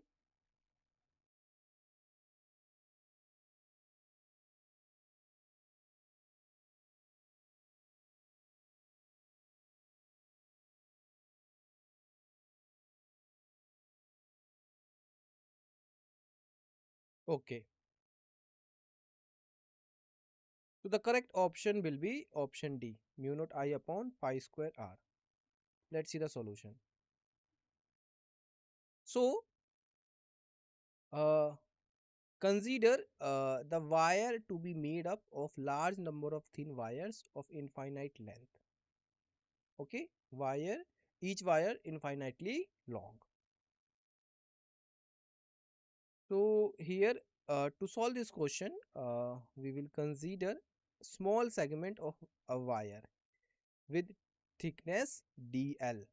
Okay, forming a tiny angle d theta. Look at here in the figure, forming a tiny angle d theta at the center of a circular arrangement. Okay, so the question here, this equation shows how a small change in angle d theta relates to a small change in current di, okay, through the wire. It means it indicates that the current varies proportionally with the angle, with the constant of the proportionality being 1 by pi. All right, so here we assume small angle d theta, and we will find magnetic magnitude of the magnetic field due to dB. So for a single loop, all right, for a single loop, the magnetic field at the center is given by dV equal to mu naught upon 4 pi into 2 di divided by r. So when we solving this, you will be get mu naught I upon 2 pi square r into d theta. Here d theta comes from di. So just substitute the value of di, you will be get this expression. Okay, this expression. So the net magnetic field at the center of a current carrying loop or coil depends on the direction and magnitude of the current. So now here we choose the case of symmetry. All right. How? Think about it, everyone.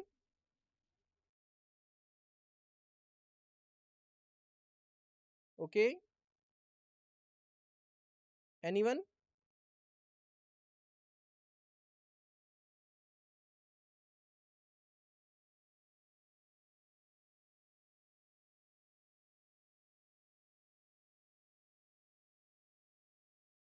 All right. So we know the total magnetic field B at the center is found by integrating the components of dB along the axis.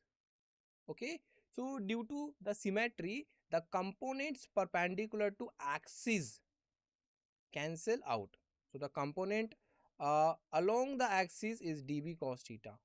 Okay, so integration is performed over the angle of the semicircular from minus pi by 2 to pi plus pi by 2. So it will be b equal to integration minus pi by 2 to plus pi by 2 dB cos theta. Okay, so here we substitute the value of dB and then cos theta. So we know the value of dB. Just put the value of dB. So you will be get b equal to mu naught. We can say mu naught I upon 2 pi r square into r. So this is constant term. So it comes out from the integration, outside the integration. Okay. The remaining term minus pi by 2 to pi by 2 cos theta d theta. So when we integrate it, we know the uh, integration minus pi by 2 to pi plus pi by 2 cos theta d theta equal to 2.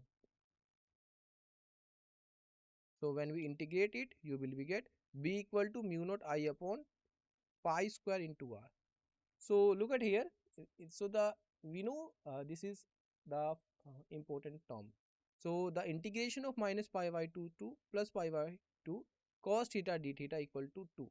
So this is uh, already solved terms. So that's why we simply write this term is equal to 2. So just substitute the value and you will be get the value of b. All right.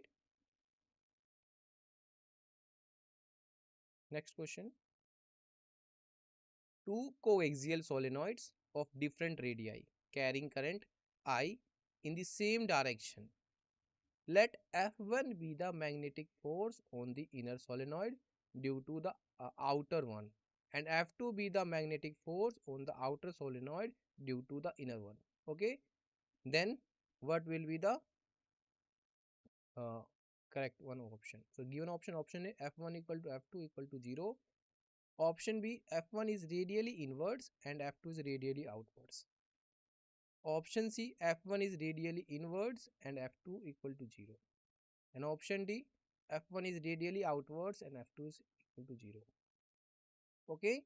So the question says two coaxial solenoids with different radii carrying current in the same direction. We are to find the magnetic forces F1 and F2 between them, where F1 is the force on the inner solenoid due to the outer one, and F2 is the force on the outer solenoid due to inner one. Okay, so please solve this question, everyone. You have some time. After that, we will provide the solution of this question. All right, please solve.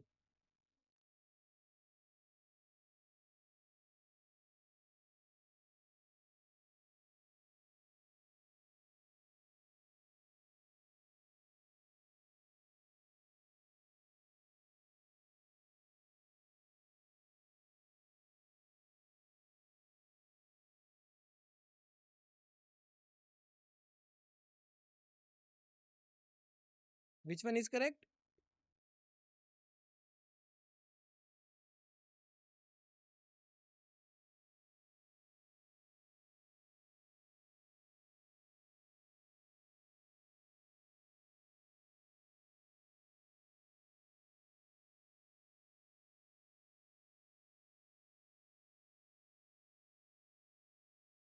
Okay, anyone?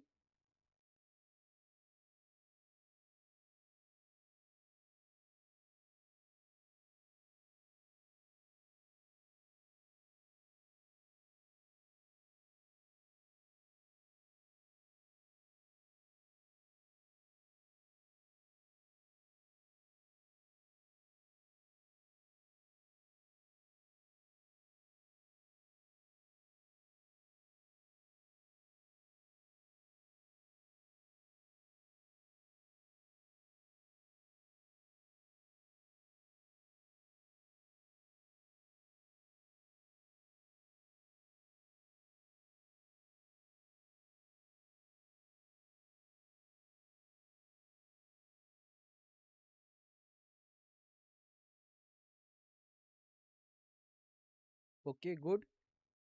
A. A for apple. Okay, anyone?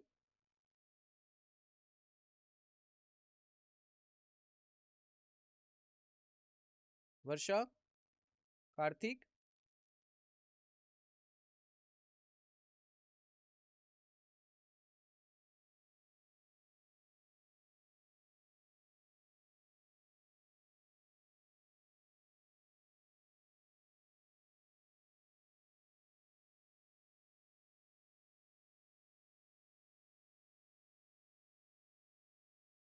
Which one is correct?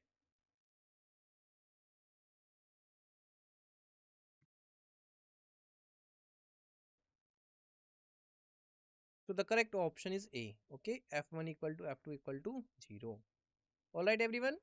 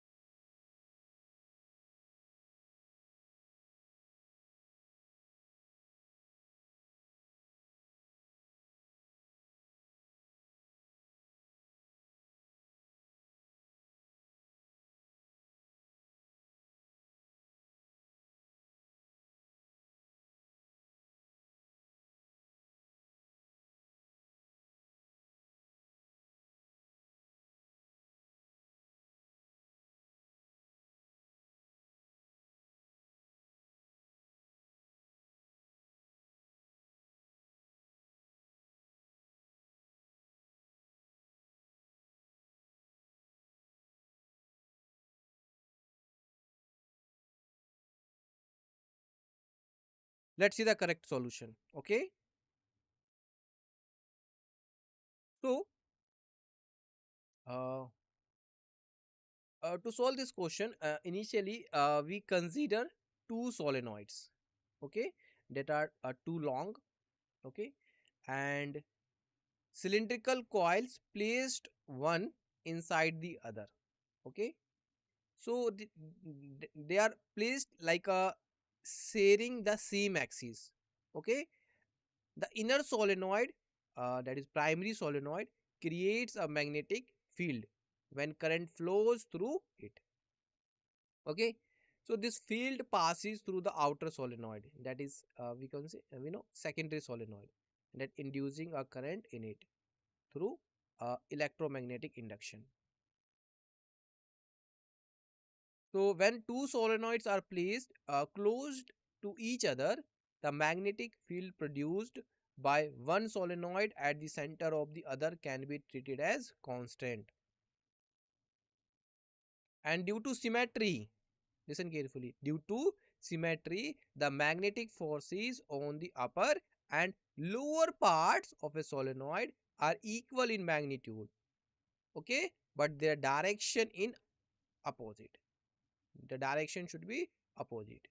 This means they cancel each other out, resulting in a net force of zero. Therefore, a solenoid does not experience a net force when placed in a magnetic field, making it stable in position. Alright, so we can say F1 equal to F2 equal to 0. It means that the forces F1 and F2 are both 0. Alright, everyone. Next question. An infinitely long conductor PQR. Look at figure.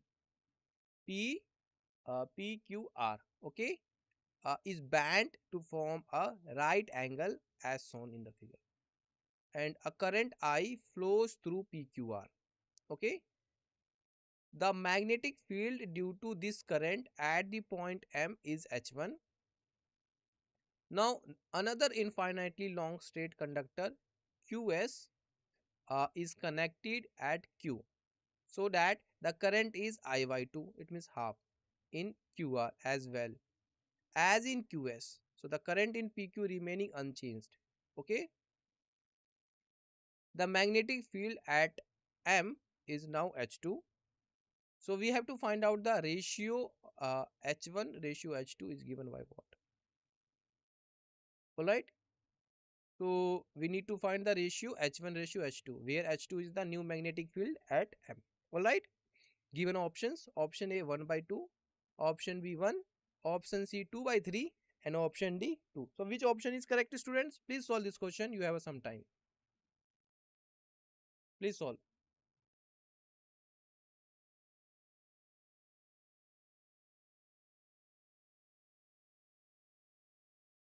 Yes, please solve.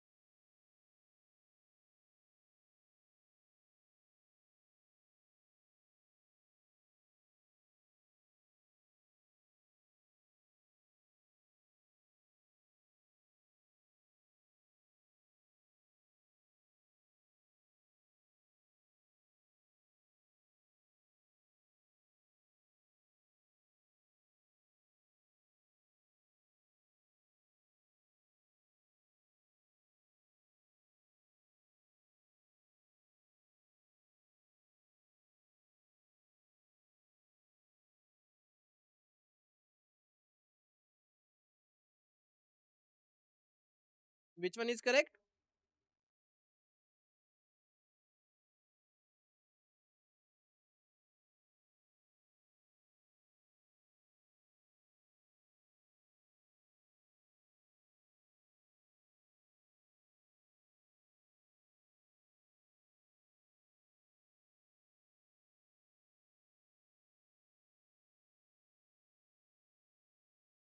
So the correct option will be C. Okay, let's see the solution. So we know the magnetic field at any point on a straight current carrying conductor is zero. Why? Because the magnetic field lines form concentric circles around a wire. Okay, so at the wire itself, these circles overlap and cancel out, resulting in no net magnetic field. Here, H1 represents the magnetic field at point M caused by the current flowing through the wire segment PQ. Okay, and H2, the magnetic field at point M is the vector sum of three contributions. Okay, three contributions means the field from segment QR, the field from segment QS, and the field from segment PQ. Okay, each segment creates its own magnetic field at M based on the current direction and distance. All right. So this equation H2 equal to 0 plus H1 upon 2 plus H1 equal to 3 by 2 H1 shows how H2 is calculated from H1. Okay, so it starts with 0, adds half of H1 and then adds another H1. So combining these parts gives 3 by 2 times H1. So when we take the ratio, this equation will be H1 upon H2 equal to 2 ratio 3. So this is our correct answer. All right. Next question. A positively charged particle moving in xy plane. Initially along the x-axis. Look at here. Along the x-axis. There is a sudden change in its path due to presence of electric or magnetic field beyond P. So the curved path is shown in xy plane and is found to be non-circular. Look like this. Okay. Which of the following combinations is possible?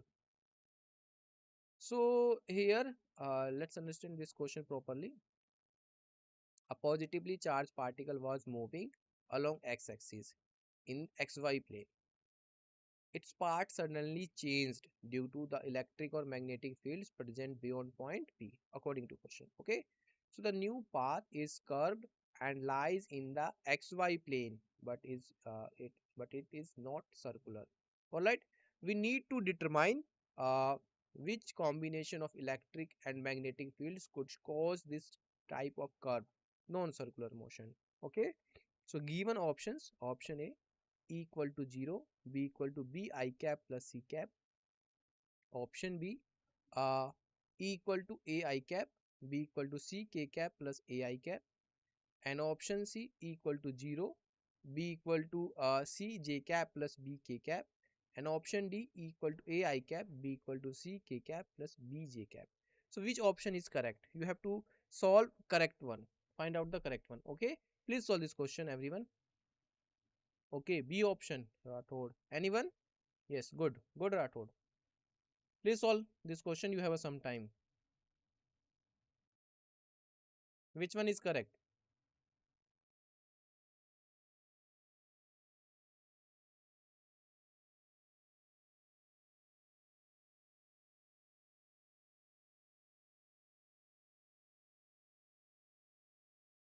B, C, A. I think all options are correct. Yeah? Please solve and find out the correct one. All right.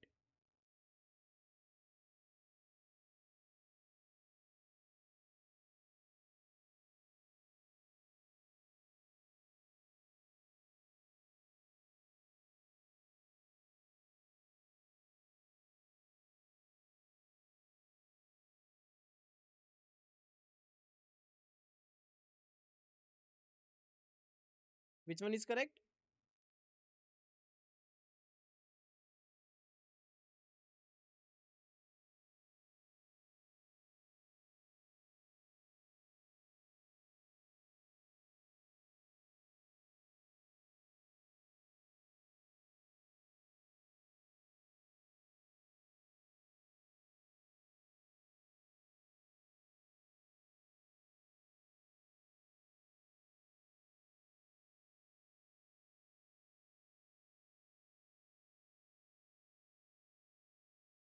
Anyone?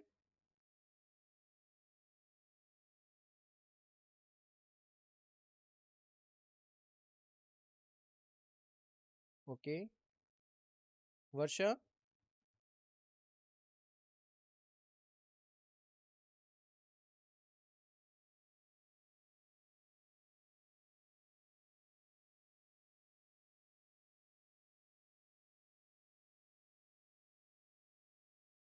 All right. So the correct option B. All right. E equal to A I cap, B equal to C K cap plus I cap. Let's see the solution. So, according to question, the electric field can deflect the particle from its path. Okay. So the electric field can only deviate the particle's path in the uh, indicated direction if it is in negative y direction.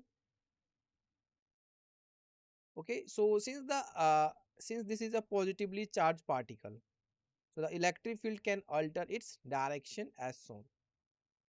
Look like this. So in the given option, E is either 0 or along the x direction. And if the electric field were in the negative y direction, this positively would exit. Okay, in the given option, E is either 0 or along x direction. So we can say if the electric field were in a negative x direction, this possibility would exist. Okay. Therefore, the magnetic field is actually responsible for its curved path. However, the electric field can prevent an exact circular path leading to a curved path. So option A and C will not be possible here. Why? Think about it. Why option A and option C is not possible? Because in that case the electric field is 0 and thus the part formed here is not consistent with what is given in the diagram. So we can say uh, option D, that is F net equal to QE plus Q into V cross B, specifically the force components. We need to calculate the net force, electric field and magnetic field. We will use the Lorentz concept. Okay. So initially the velocity was in x direction. Let's assume V equal to V I cap, and so F net equal to Q A I cap plus Q V I cap cross C K cap plus V J cap. So in option D, the values for the magnetic field and electric field are given. So we are solving based on those. So it will be formed like, uh, you know, I cap cross K cap is minus J cap, and this become minus J cap. Okay, and J cap cross I cap cross J cap is K cap, which is a property of vector products. So now when we substitute the values into the F net, so it will become QA I cap minus QV C J cap plus QV B K cap. So if we observe carefully, this force also has a component in the K direction. Okay, which will not keep the particle in xy plane but will move in the z direction. Okay, however the question states that the particle is moving in the xy plane, which means this is not acceptable, because if accept this force, there will be a force in k cap. Okay, so we can say D option is wrong. In option B, F net look like a q a I cap plus q into v I cap in cross c k cap plus a I cap. So it will be q a I cap plus q v c j cap. When we solving this, you will be get this one. Okay, so we can say in option B the particle can move in xy plane. So B option is correct. Okay, clear everyone? Next question. A magnetic field 4 into 10 to the power minus 3 k cap Tesla exerts a force 4 I cap plus 3 j cap cross 10 to the power minus 10 Newton on a particle having a charge 10 to the power minus 9 coulomb and going on the xy plane. The velocity of the particle is what? So in this question we need to find out the velocity of the particle. The velocity is one of the given option is which one?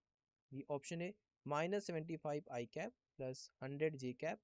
Option B minus 100 I cap plus 75 j cap. Option C 25 I cap plus 2 j cap. And option D 2 I cap plus 25 I cap. So which option is correct? Please solve this question everyone. You have some time.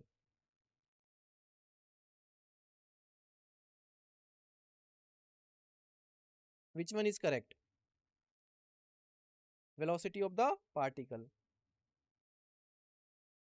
This is a very simple question. Question based on vector. Yes or no? So please solve.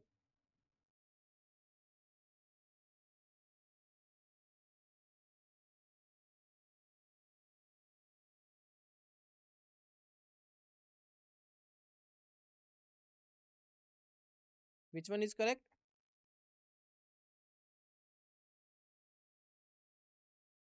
A, B, C, D.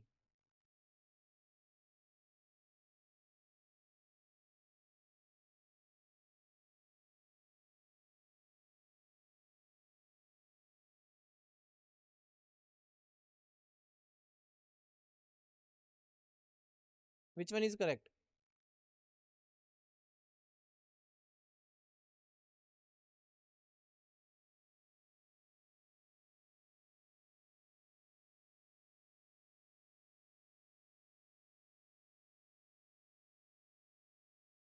A. Anyone? Good.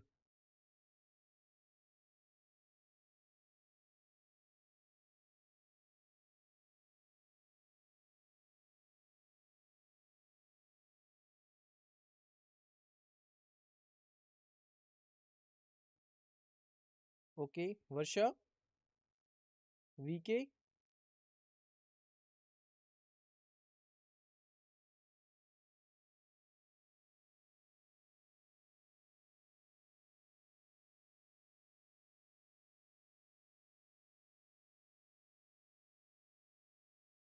So let's see the correct answer. So correct option will be option A. 70 minus 75 I cap plus 100 J cap. Let's see the solution. So we know the concept of the Lorentz force. So to calculate the Lorentz force, we have the formula that is F equal to Q into V cross V. Okay. So given F equal to 4 I cap plus 3 J cap into 10 to the power minus 10 Newton. Okay. And the value of Q is also given. Q equal to 10 to the power minus 9 coulomb. Charge. Okay. The magnetic field is it is also given, that is 4 into 10 to the power minus 3 K cap Tesla. Here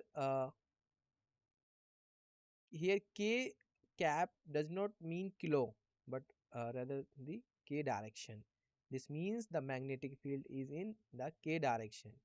Okay, or we can say in the Z direction. Now when we substitute the values of force,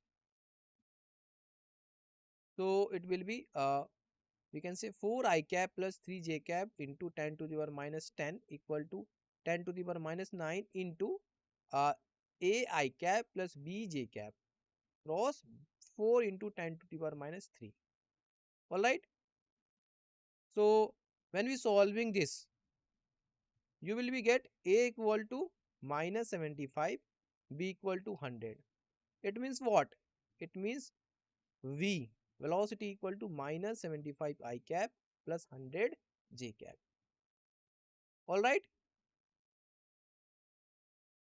clear everyone? So this is the our correct answer. Any doubt? If you have any doubt, please ask.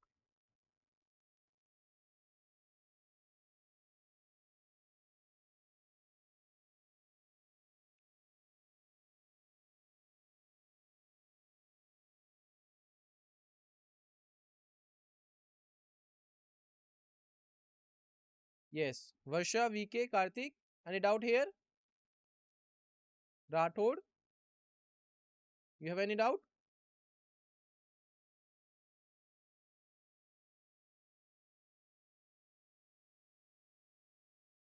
Okay. So to okay, good. In next lecture, we will learn magnetism and matter. Okay, good, Shivam. Uh, good. Magnetism and matter theory, and based on that theory, we will solve questions. All right. So that's all for the today's lecture. Thank you for your attention, everyone. And if you have any doubt, please ask.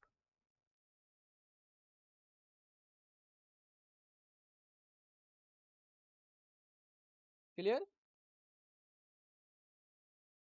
All right. Thank you.